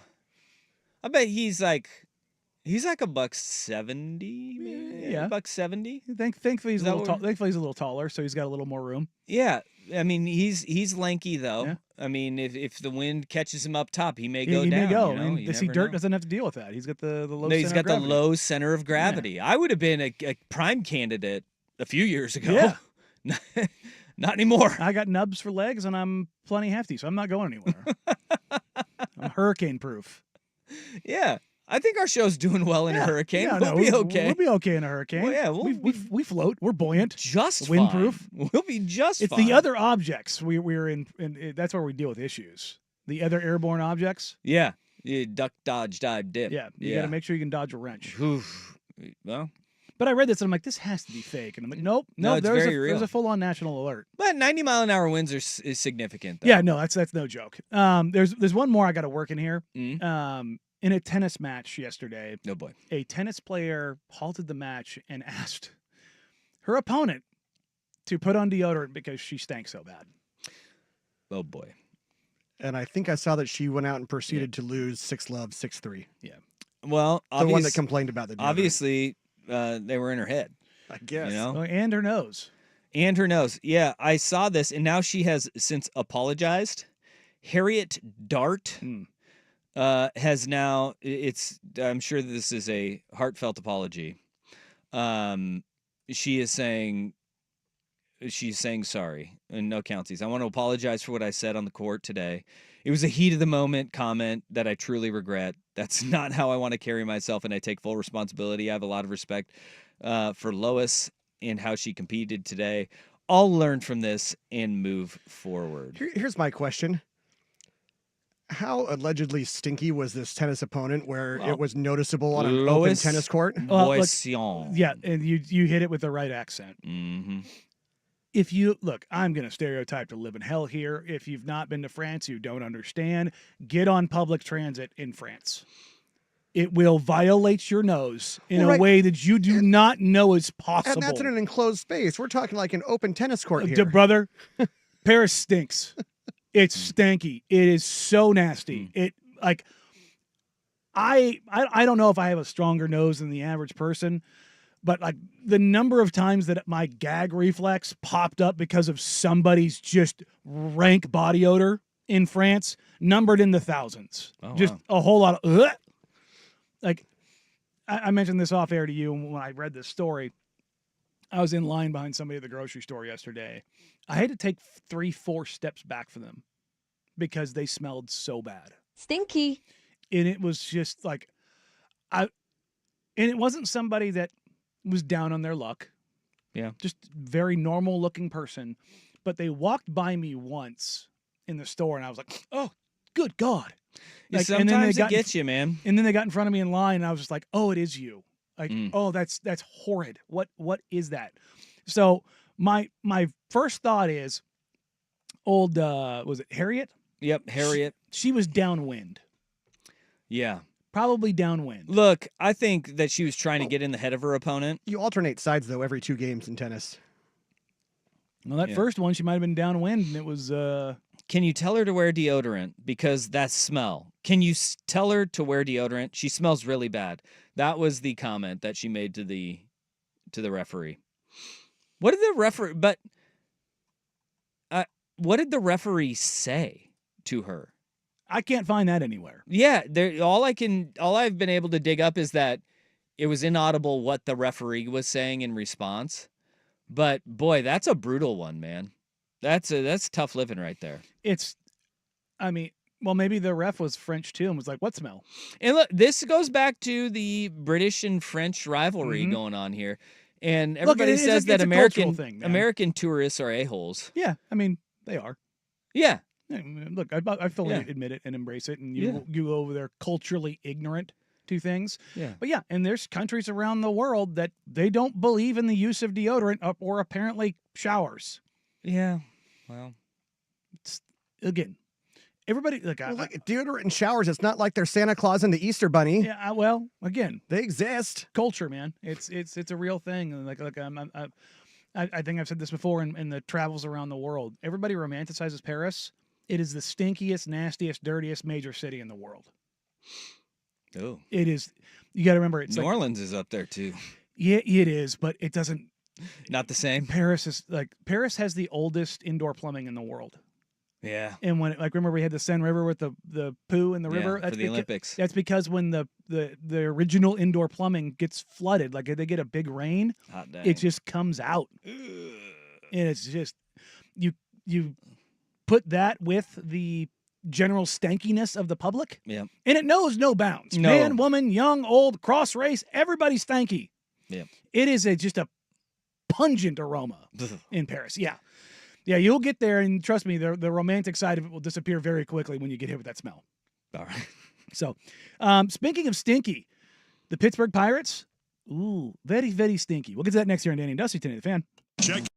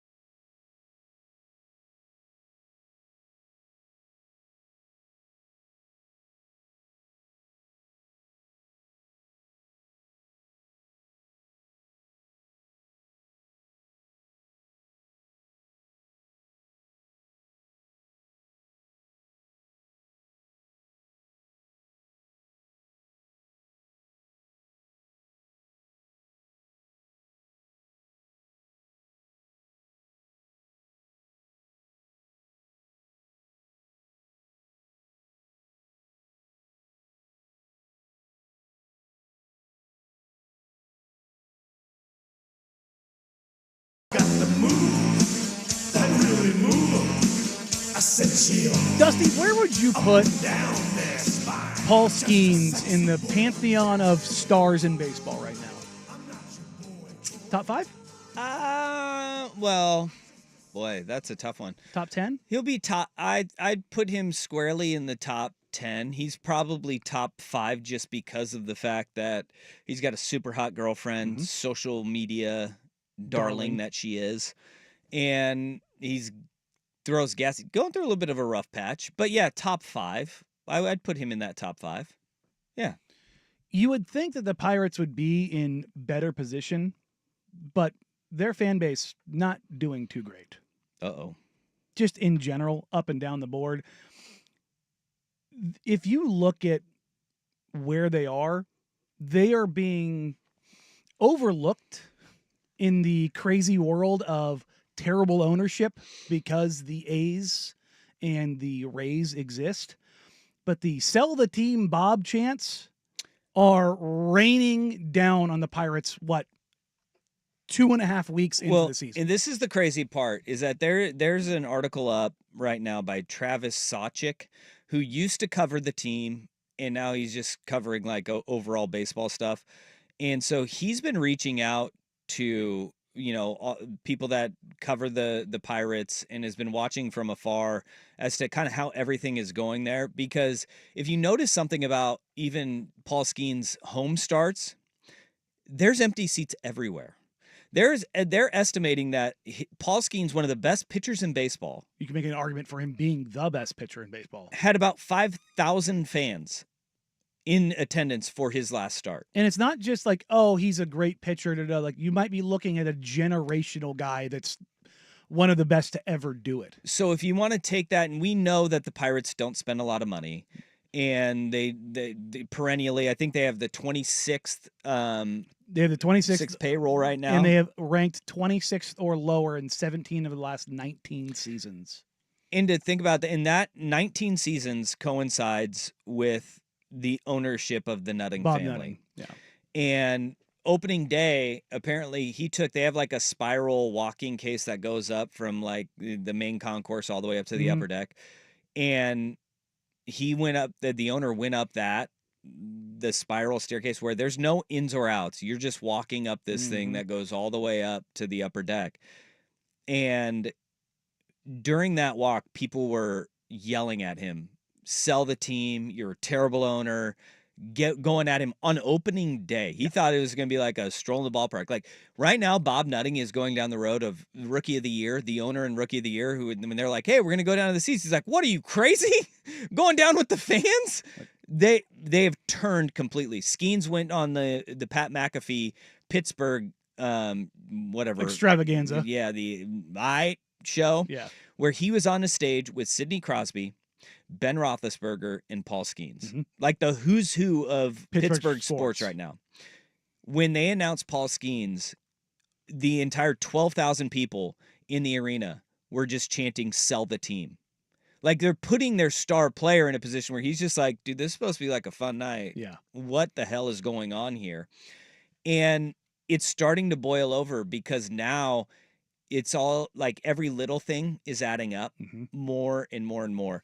And, Sawchik points out in this article that it's incredible, but the most lucrative deal that he has ever handed out to a player. This isn't just him. This is in Pirates history. Yeah, but I mean, 19 years is when deals really, 19 years ago, the deals started going. But even then. But the largest free agent contract was handed out in 2015 to Francisco Liriano, which is a 3-year, $39 million deal. As a point of reference, Shohei Ohtani is making $70 million a year. You could just go right now and look up like what guys are making I bet you there's per year. 25 players in baseball that are making more than that this year. And yeah, I bet there are too. Let's see, rankings, salary players, player rankings. Let's see here. Well, no, it's not allowing me into Spot Track today. So you go Juan Soto, obviously, He's up there. Come on now. Highest paid players. Juan Soto is getting $121.9 million this year. Blake Snell at 64. You go down, so was it 39 million? There are 3 year, 39 million. Yeah, but just this just year, the raw number. Yeah, just for this year, you got 1, 2, 3, 4, 5 players that are making that just this year alone, and then you got guys like Mike Trout who's making 35, Anthony Rendon making 38, Garrett Cole makes 36. Oh, Garrett Cole, former Pittsburgh Pirate, right? Ding, ding, ding. You get a lot of guys, and Ohtani's numbers are all wonky because he's only getting paid $2 million this year. Yeah, but his average annual value is 70. Yeah. What is happening with Pittsburgh is that you're having a failure of the fans, and the fans are finally sick of it. You have got, whether that is retaining players, building a roster, and the crazy thing is, Bob Nutting thinks he's doing a great job as the owner there because he just surrounds himself with a bunch of yes men. Yeah. You add on top of that they're just sitting there looking at Paul Skeens going, there's no way he's going to be here in 4 years. When he's up for free agency, there's no way this guy is re-signing with this ball club because, one, our owner doesn't give out that kind of money. And two, why would he be there for a losing ball club? And if you look at the Pirates over the last 10 years, last 15 years, it's not like they've been short on talent. You mentioned Garrett Cole. You remember MVP Andrew McCutchen? Yeah. Like, they have had dudes in that ballpark. And look, as a Cardinals fan, I see a Pirates series on the schedule. I'm going, that's a win. Mm-hmm. Regardless, because I know that they're not going to pay anyone else other than their homegrown talent. And then they don't pay them once they come up for their contracts. It's crazy. It is. But then you say, all right, PNC Park is one of the best ballparks by all accounts in all of baseball. It's one of the best stadiums in sports. The view alone is incredible. There's something that has been going on there that now all of the fans have turned, because you know how like you can buy a brick thing where you put your name on a brick, do all that kind of stuff. Apparently the Pirates repaved a sidewalk where they ripped up a bunch of those bricks that people paid for, paid handsomely for, did not tell them about, and then just took them to the dump. And yeah. And this is on top of pulling Roberto Clemente's number off of the outfield wall for a freaking advertisement because somebody in sales is so stupid that they thought, oh, I can sell that ad space. Not taking into account it's Roberto freaking Clemente. I said, you better not. So you better not. They called takebacks on the Roberto Clemente thing, and they put that signage back up. With the brick thing, this is something that they did in Cleveland a couple of years ago, and they offered the bricks back to people. And they said, hey, look, we have our database.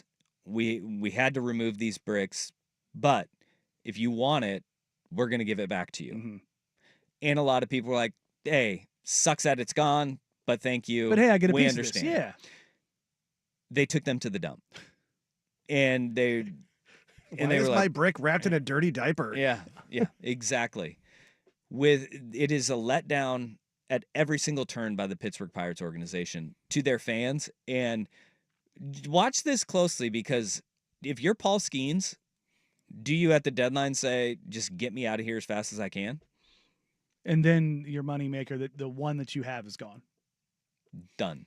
And this is what I talk about. Look, there's bad owners in sports, but God, the worst of them are just buried in Major League Baseball. Yeah. And making it worse for that brick situation,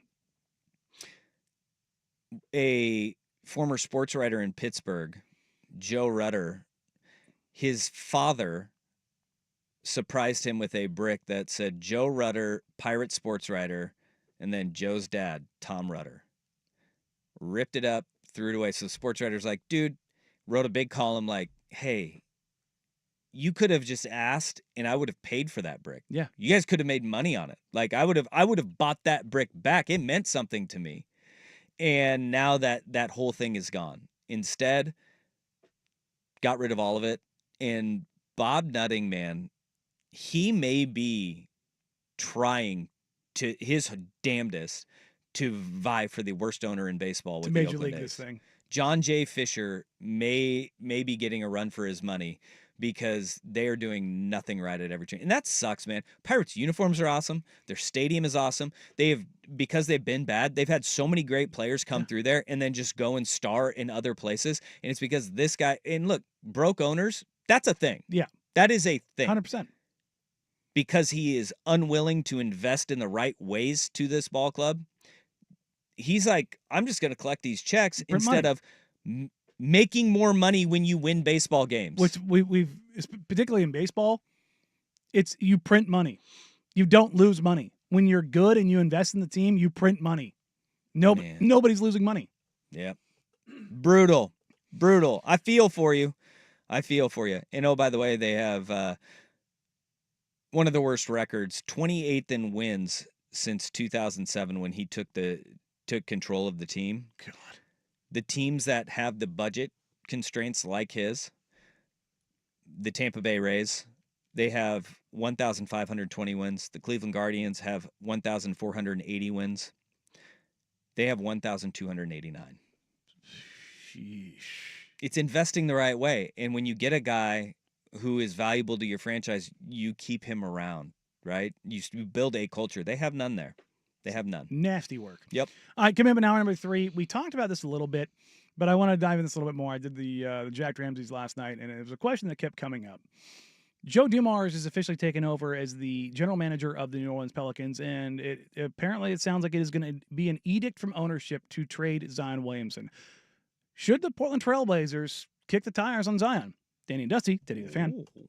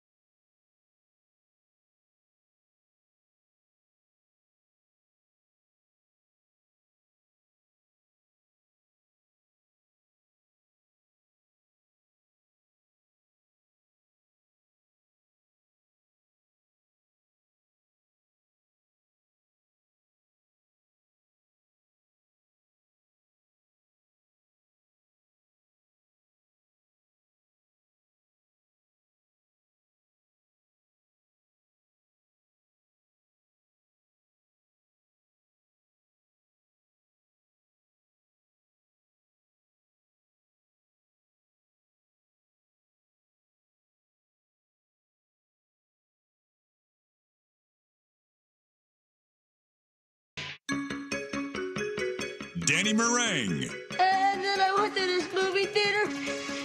Then I made a noise like this.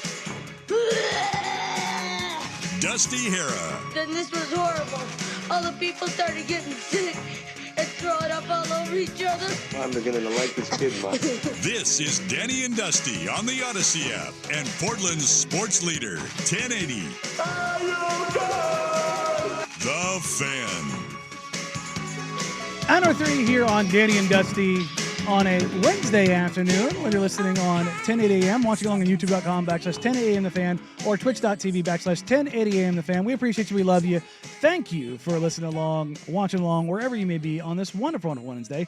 We're kind of up against it right now, and we're definitely going to want a little more time for the Zion topic, but we were just diving into the last 2-minute report for the Warriors-Grizzlies last night, and it is a predictable bloodbath. There were 2 incorrect calls, 2 incorrect non-calls. And again, this can only be done in the final 2 minutes, and boy, were there plenty to choose from. The most egregious and obvious one being the NBA said, yeah, no, that was a block by Pods. It was a clean block. Should not have been called a foul. It was dumb. Yes, we got it wrong. The other 3 went against the Memphis Grizzlies, and Warriors fans were like, see, we're getting hosed too. Turns out you weren't. And actually, probably the most impactful call in this is with 7.3 seconds remaining. It's still being a 1-point game. The ball went off Steph Curry. Yeah. He was the last to touch the ball, and it was awarded to the Warriors in a 1-point game where the Grizzlies would have had the ball with 7.3 seconds remaining. They also said there was a non-call, and this is the one that I mentioned earlier in the show. Scottie Pippen driving to the rim, and with about 1.5 minutes to go in the game, Draymond smacks him, and there's no call. That would have been Draymond Green's 6th foul right there. Mm-hmm. It did not happen until a little bit later when he stupidly ran into Santi Aldama, I believe it was, on an inbounds, which I don't know what he was doing there. But following that shot, Zach Edey immediately gets a putback that is probably one of the most egregious goaltends I've ever seen in my life. And that basically just kind of canceled that out. Yeah. But that also would have been Draymond Green's 6th foul. Yeah. So, yeah, it was an S show for the refs last night, and the last 2-minute report confirms that. Way to go, guys. Congratulations. Way to go. That's so fun. Yikes, dog. I'm glad, though, that what we all were feeling in the moment, it was actually true. That it was a very poorly officiated game. And that's the only 2 minutes, 4 incorrect calls in 2 minutes of gameplay. Yeah. With all of them having varying degrees of massive impact. Yes. Draymond Green not being on the floor for the final minute 30. And before that, it was even more. Like, there were more calls. This just starts at the 2-minute mark. Yeah. That's it. Yeah, the fourth quarter, like the game in general was not officiated well, but the fourth quarter overall was officiated horribly. That's brutal, dude. Horribly. All right, it is Wednesday. It means it is 2:15-ish, which means it's time for Fact or Fluke. Some things that we're discussing, whether or not they're facts or flukes. Coming up next year on Danny and Dusty, 1080 the Fan.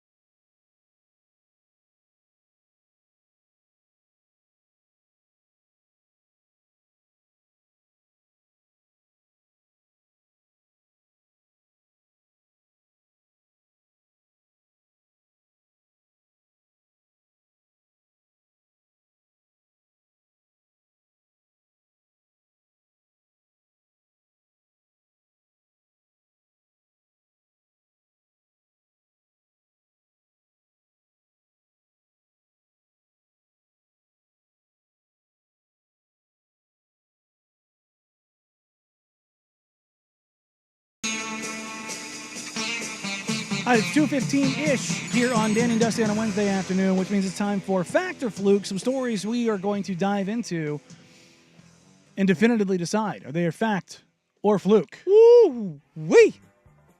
All right, we ready to get this thing going? Get this thing going. Giants GM Joe Shane says he would allow Travis Hunter to play both ways. Fact or fluke? I went and I looked this up on Pro Football Focus. Mm-hmm. So your median receiver snaps, like I went to like the 100th guy on the list, played around 800 snaps. Yeah. There's a lot of receivers on the field, right? So there's a lot of them. And they're going to be playing a lot, not coming off. You're looking at about like 350 to 400 for corners. Mm-hmm. Fact or fluke, Travis Hunter will play more than 1,200 snaps in the NFL. I'm going to go with fluke, but I do believe that a team is going to let him try to be, wide receiver 3, CB2. Yeah. I do think that whoever drafts him, and basically I think the reality will smack him in the face that he can't do that. He's got to pick a side. But I think a team's going to let him. Yeah, I think I'm going to go with fluke. That's a lot of snaps. Yeah, fluke on the snaps. Especially when you look at how, I mean, the wear and tear on your body over, like, you're not playing a 12-game schedule. You're playing against bigger, stronger, faster guys. It's going to be, that is a load to bear for any player. And so I'm going to go with a fluke on that one. Because, I mean, if you just look at it, like, Terry McLaurin played the most snaps of any wide receiver last year, and I think he was at, like, 1,176. And when you're playing both ways, you gotta buck up and go, baby. Which means you're not getting breaks. No, sir. So while the snap count might be high, you don't get the breaks that he's getting while the defense is on the field. Nope. I'm going to go fluke. Yep. Number 2, the Rockets should be underdogs to the Golden State Warriors in their first round matchup. Fact or fluke? They should be. Mm-hmm. I'll go fact on that. Jimmy Butler and Steph Curry, that pairing, what are they, 25-7 when they're both playing? 2 of the best to ever do it. I'm going to go fact on that one. But 52 wins and stomping them just a couple of weeks ago makes you second guess it, but I'm going to go fact. Everything in me, 7-game series. The traditionalist, the 7-game series, the playoff experience, all that stuff says that it should be fact. I'm going to go with fluke. And it has nothing to do with Steph or Jimmy and everything to do with everyone else. Last night, the Golden State Warriors score 121 points. No one on their roster outside of Steph or Jimmy scored more than 12 points. Yeah. The Rockets, Sounds about right. What do they do? Do they play defense? Yes, they do. Do they have arguably the best athlete in the entire NBA on their roster? Yeah, they who is sure a do. monster defensive player named Amen Thompson? They sure do. Do they have Dylan Brooks? Yes, they do. Do they have Steven Adams? Do they have Tari Eason? Do they have basically the blueprint for a team that you would want to take on this team? Yeah. I'm going to go with fluke. Okay. When we do our picks for the playoffs, I'm going to pick the Rockets in this series. Ooh. And the youth, the inexperience, the lack of battle scars, it's there. Yeah. But you do have Fred VanVleet, you do have Dylan Brooks, and you do have Ime Udoka, and you do have Steven Adams. You are not lost on playoff experience. All right. Fact or fluke here. Oh, by the way, I had my offensive and defensive guys play more snaps than the offensive guys.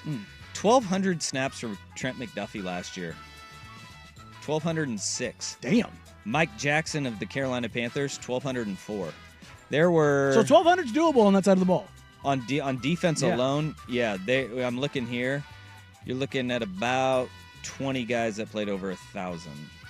I could see 700, 750 on defense, 350, 400 on offense. I could see it.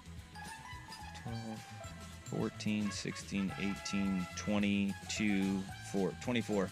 So 20 snaps a game on offense, kind of a deal? Yeah. I could see that. Yeah.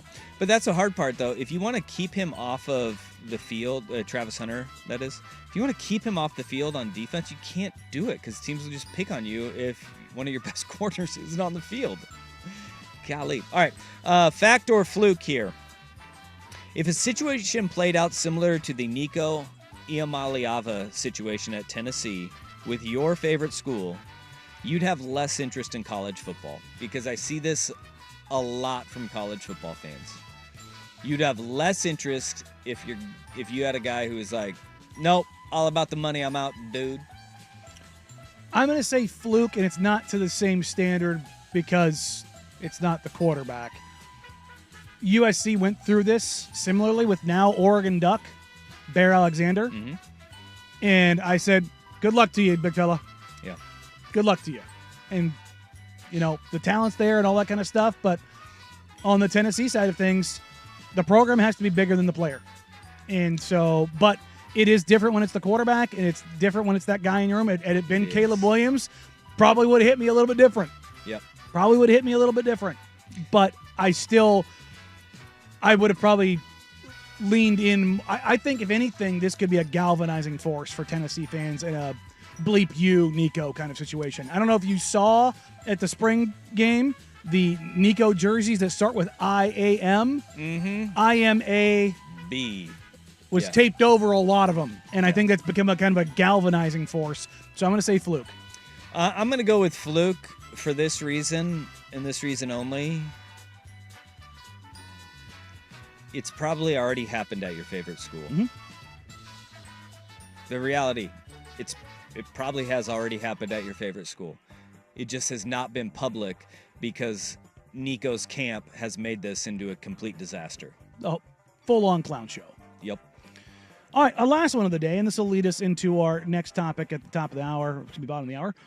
The Blazers should pursue Zion Williamson or another distressed asset star in the offseason. And I think you could put in, Zion will be the one that we talk about, but I think you could also put LaMelo Ball in there. You could probably put Trae Young in there. You could possibly put John Morant in there. There's going to be quite a few of those guys, I think, in this offseason. Fact. There's one name that stuck out to me when you said that, and that's the fact. Yep. We'll talk about it. I'm going to say fluke in the sense that they have to. They should kick tires. Mm-hmm. You should always, if anything ever has shown you make the freaking phone call, it's Rob Pelinka and Nico Harrison. You take the phone call and you see. Yeah.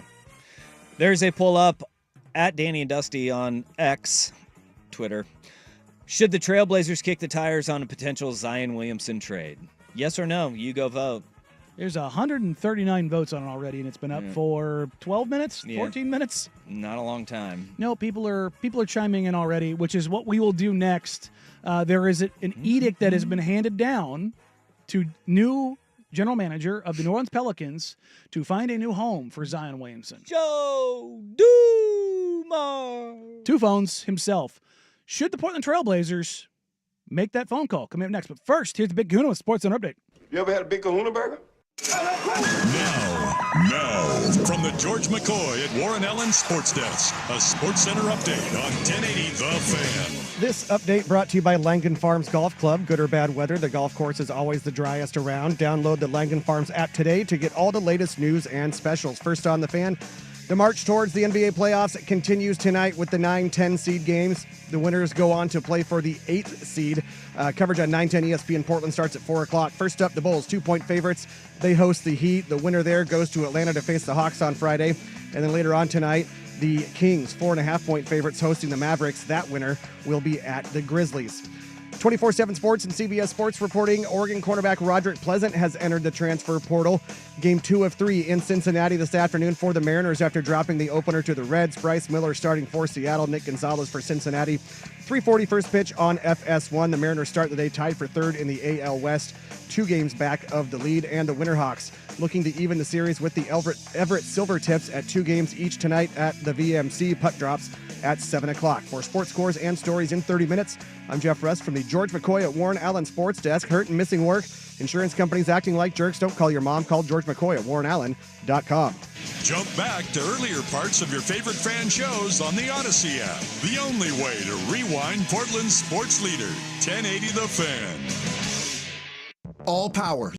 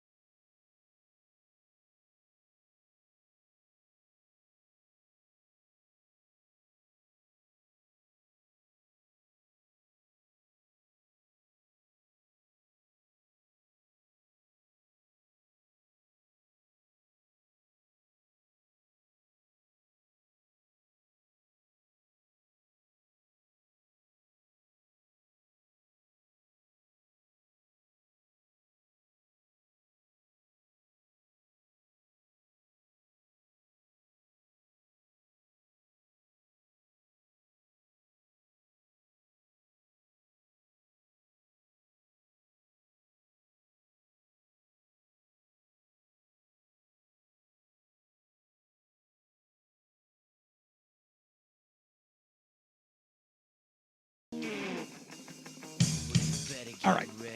So I have in my season review / going into Blazers offseason stuff, I have said I'm not going to dive too much into transactional stuff until May 12th. Like May 13th is when I'm going to get heavy into it because it's just so many different paths right now. I could say, oh, the Blazers should pursue player X. Well, if depending on where they draft, that could drastically change. And I think that's also true in the Blazers' pursuit of a big piece this offseason. The big name that is out there right now, and there will be others that follow, particularly if the Memphis Grizzlies get unceremoniously either knocked out in the last play-in game or if they get dusted by the Thunder, which will happen. You could potentially see some changes there and around the rest of the NBA as well. But Zion Williamson is a guy that this is not a shocker to if you cover the NBA. Dusty, you've talked about this off air for 2 years. Zion Williamson has been available. Very much so. But David Griffin tried to make it work because the talent is so overwhelming. When he's on the floor, he's 27, 8, and 5. Like, he's singularly dominant. His ability to finish at the rim and be a playmaker is otherworldly.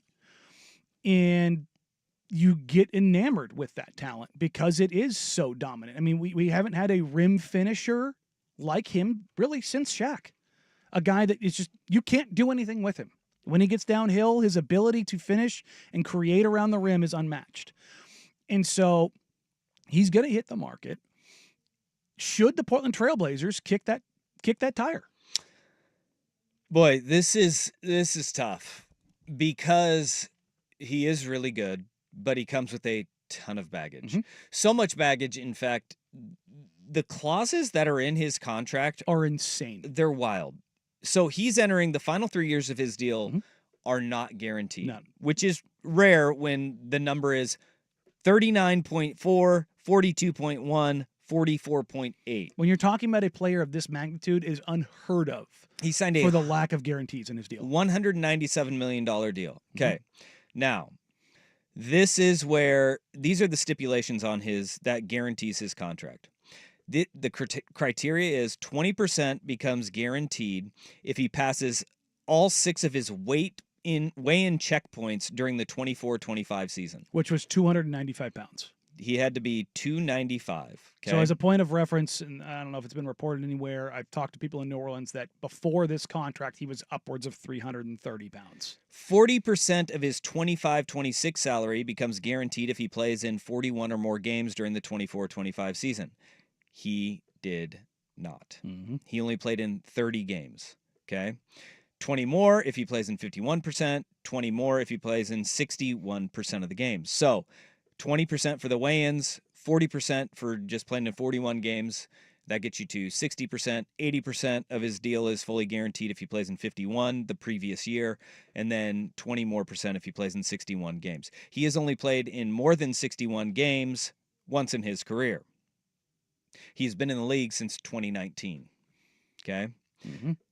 There's also injury protection for his right foot. If he injures his right foot, you can void his deal. So think about what Zion has done here.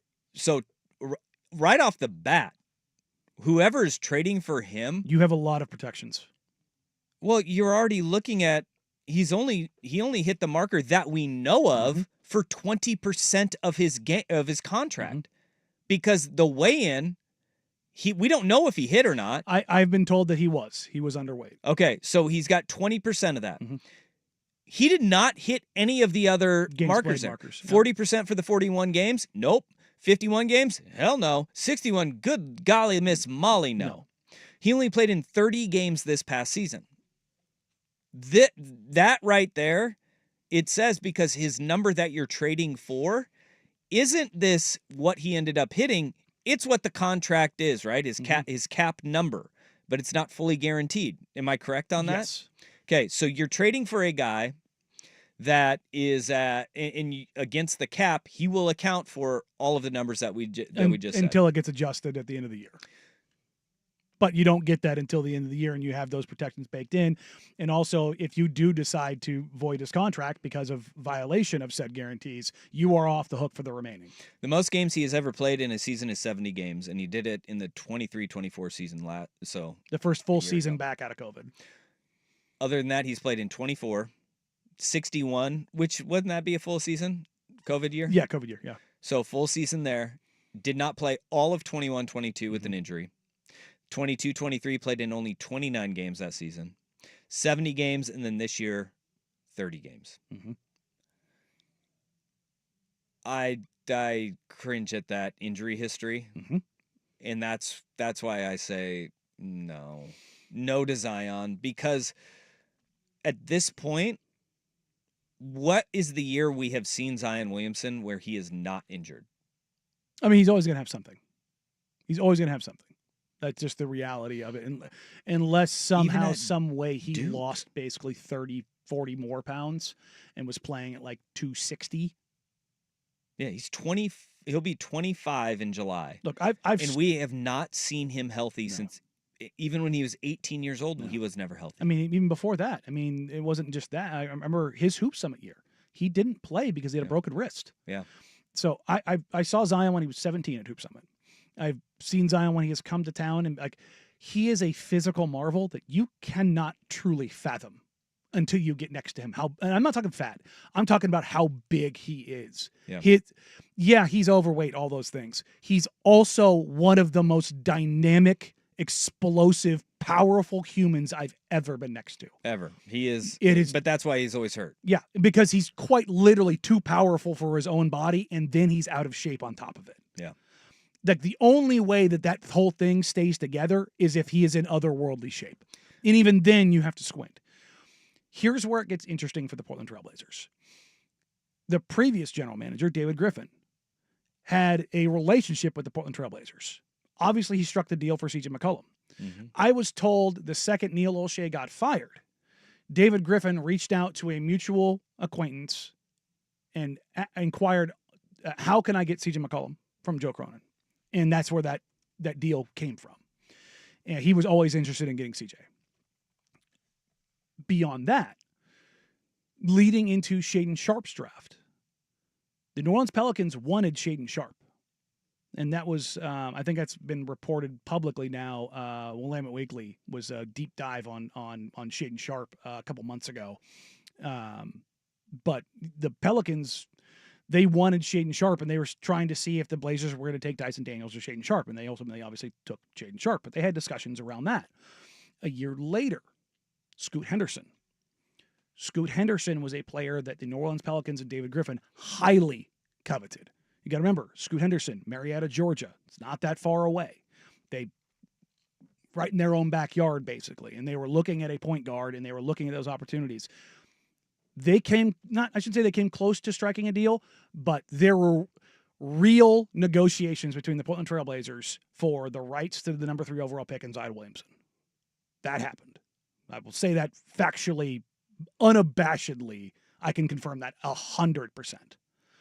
The Blazers did not opt to do it. I have said it over basically the last 2 years now when I have mentioned transactions that have been on the table for the Blazers, that I have said that I agreed with the front office not taking them. That's one of them. Yep. And I agree. It's not just the injury history, which we have a wrist, we have a knee at Duke. It's the whole lower body. You have a torn meniscus his rookie year. You had a thumb sprain that held him out for a lot of games his second year. You had the right foot injury that missed an entire season. And then you go hamstring, calf, ankle, back. That's 10 injuries. We just go through 10 injuries. The guy is not 25 years old. So there was a period. And for the texter that's texting this, Sam Bowie and Greg Oden, we don't like injuries here. No. And it's not just that. It's not just the injury stuff. And it's there's not everything else. But there's the weight management stuff. And I don't know if this has ever been reported, but I'll say it. Zion Williamson was basically banished to Lake Oswego for 4 months to get his ass together 2 years ago. For Nike. Yeah, because Nike had just released his signature shoe. They were like, "We need this guy healthy. We got to." And they needed to get him out of New Orleans and away from everything that was around him. And basically, it was a get straight kind of boot camp. And, did it work? Well, I mean, what year did he play 70 games? Very next year. So a lot of this is the wrong people around him. A lot of this is a Zion issue. A lot of this is I've been told his stepfather is, again, family and having the wrong people around you are very problematic, and having to deal with that kind of stuff. The same token, what's the price? If the price is right, you kick the tires on it. If I told you that they could get Zion Williamson for DeAndre Ayton and Scoot Henderson, would you do it?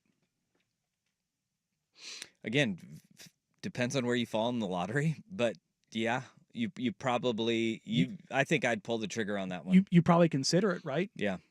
At bare minimum, it goes to the council. Yeah. Right?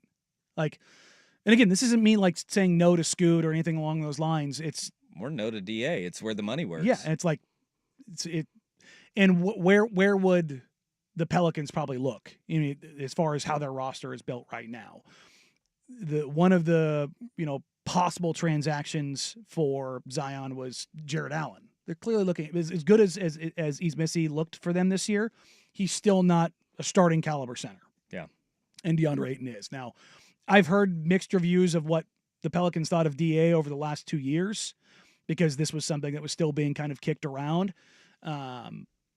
Griffin, I think, was more out than in as it pertained to DA. I don't know what Joe Dumars thinks of DA. I don't know what Joe Dumars thinks of Scoot Henderson. Would he want Shaedon Sharpe? That obviously becomes a lot dicier of a situation, because I think if you polled anybody around the league, who would they believe in more as a top-end talent, I think most of them would, despite Shaedon's some inconsistencies, I think people would say that the ceiling is higher on Shaedon than on Scoot. Right. Would you say the same thing? I would say right now, yeah. Yeah. I think that's fair. So, but Zion's one of a handful of names. I mentioned a couple of names, and you said there was one name on there that did pique your interest. Who was it? It's just because of the immense amount of talent. It's Ja. I'd mess with that level of crazy. I would mess with that. You saw him last night. The dude's going to ride for you. Mm-hmm. And I think one of the big problems with Ja is that Ja has not left the state of Tennessee. No. And that's a big problem. Murray State and all the people around. Everybody is still around him that's always been in his life. And if there's one thing about Portland that does happen to players is, they get up around here and it's 85% white, but you can't go anywhere or do anything stupid without getting caught. Right. Which is I will be bluntly honest. It is a reason why, not the reason, but is one of the many reasons why it is hard to get players to Portland, because they are in a fishbowl. Yeah. But look, if Ja was made available, and it would cost substantial, despite the negative marks against Ja, who has his own litany of injuries to deal with. Yes, he does. And then obviously all of the off-court stuff. Yeah.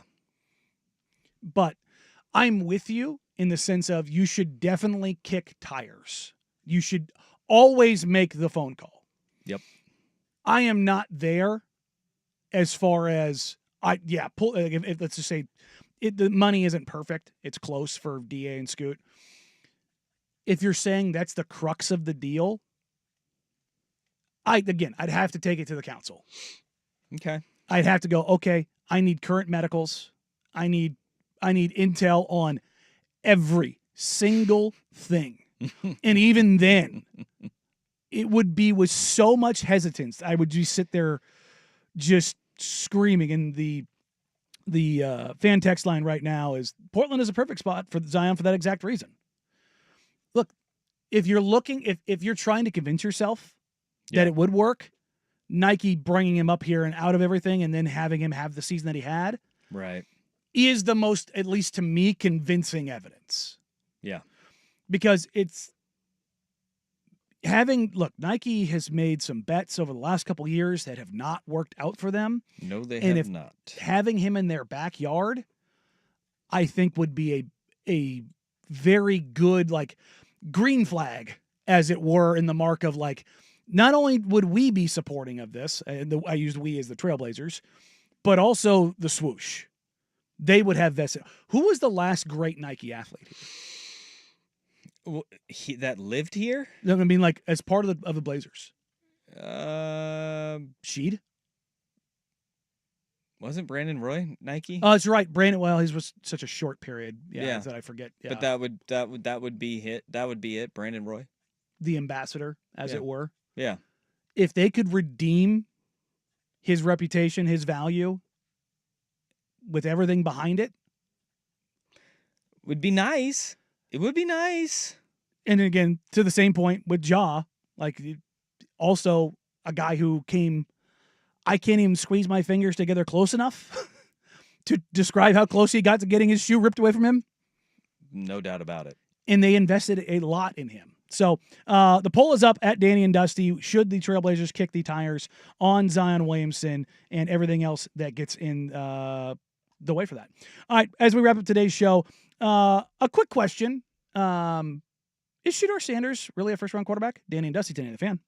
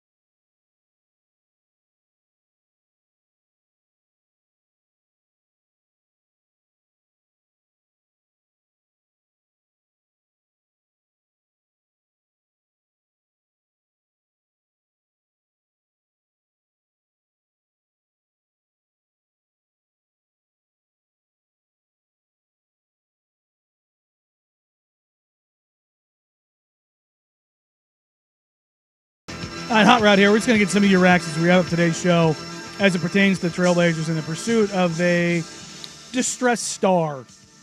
And I see this all the time, and it just doesn't matter. I think the core issue here goes back to Phil Knight needing to own the Blazers if we're ever going to do anything. This team is not going anywhere. Phil Knight does nothing for the Blazers. He has been in their backyard for 40 years. It has not impacted a free agent once. It just doesn't. It goes far, far, far beyond. I think if he owns a team, it might. But Phil's old, and like that's the bigger issue with that. I would love to see Phil Knight as the owner of the Blazers. I would if he was 25 years younger. Yeah, I don't really care. I'd still love it. Dude still carries weight, and he would care passionately for however long it was, and he wouldn't be owning the team alone. We know that already. Oh yeah, I know, but you're just fighting your way through the whole will and trust situation all over again. Yeah, we're already doing that, but at least there would be a succession plan that more tightly wound that would come into place in this one. So. Another one here. Has there ever been a player that has had injury problems and then not had injury problems? It's rare, but it does happen. Steph Curry's ankles were made of glass, and he hasn't had ankle issues basically now in 10 years. Yeah, and that was right around when he was 25 because he was old when he came in. Ray Allen was another guy who had injuries early on with the Milwaukee Bucks. was totally fine. You brought up Grant Hill. Grant Hill in Phoenix. While he was a different player after those ankle, because I think he had one ankle fused, if I remember right. Yeah. He lost stuff there. But also Phoenix is also looked at as like the fountain of youth for the NBA. Their training staff has been Well, Mari insane. Stoudemire in that vein too. Yeah. He had microfracture surgery, and then he went to Phoenix and was like, oh, okay. We're still good here. So Ja would do a knifing celebration and no one would care. Oh, if he came to Portland? Yeah. Yeah. That's harsh. Yeah, I know. I think a lot of people here are in the obviously when you look at Ja versus Zion, that's different issues. Yep. And Ja is dinged up a lot. It's a lot like Allen Iverson, Dwayne Wade, because little guy go to rim a lot, hit ground a lot. You go wear and tear. There's an expiration tag on Ja's body. When you have otherworldly athleticism, unless you're Russell Westbrook, who's built like a truck, there's a ticking time bomb ready to go. I'd like to see it here, though. Look, in that draft, Ja and Zion were in the same draft. I had Ja ahead of Zion because I was worried Zion's legs were going to explode. I just was. It was just, it is what it is. He's too powerful, man. I mean, when you watch a guy blow out a shoe, and it's not because the shoe was crap, it's because he generates so much force that he blew the seams on his shoe. Yeah. All right. Lot of feedback. We got the poll up at Danny and Dusty. You can go ahead and vote on that. It's crazy. It is a dead heat. Dead heat. Mixed bag. But I've said take a swing. Make a swing. If you're going to do it, make sure the price is right. But sure. Kick them tires. Yep. I'm okay with that. It does appear that Colin Cowherd was right. Bruce Feldman now reporting. Nico Iamaleava is headed to UCLA and will be the quarterback for the Bruins. Good luck, Deshaun. Good luck with that. All right, that does it for us on this Wednesday. We'll be back with the Thursday edition of Danny and Dusty. Hey, have a great Wednesday. Enjoy the sun. Yeah. Up next is 4 hours of power from their mouths to your ears. Prime time with us getting sook. Have a great day. Bye.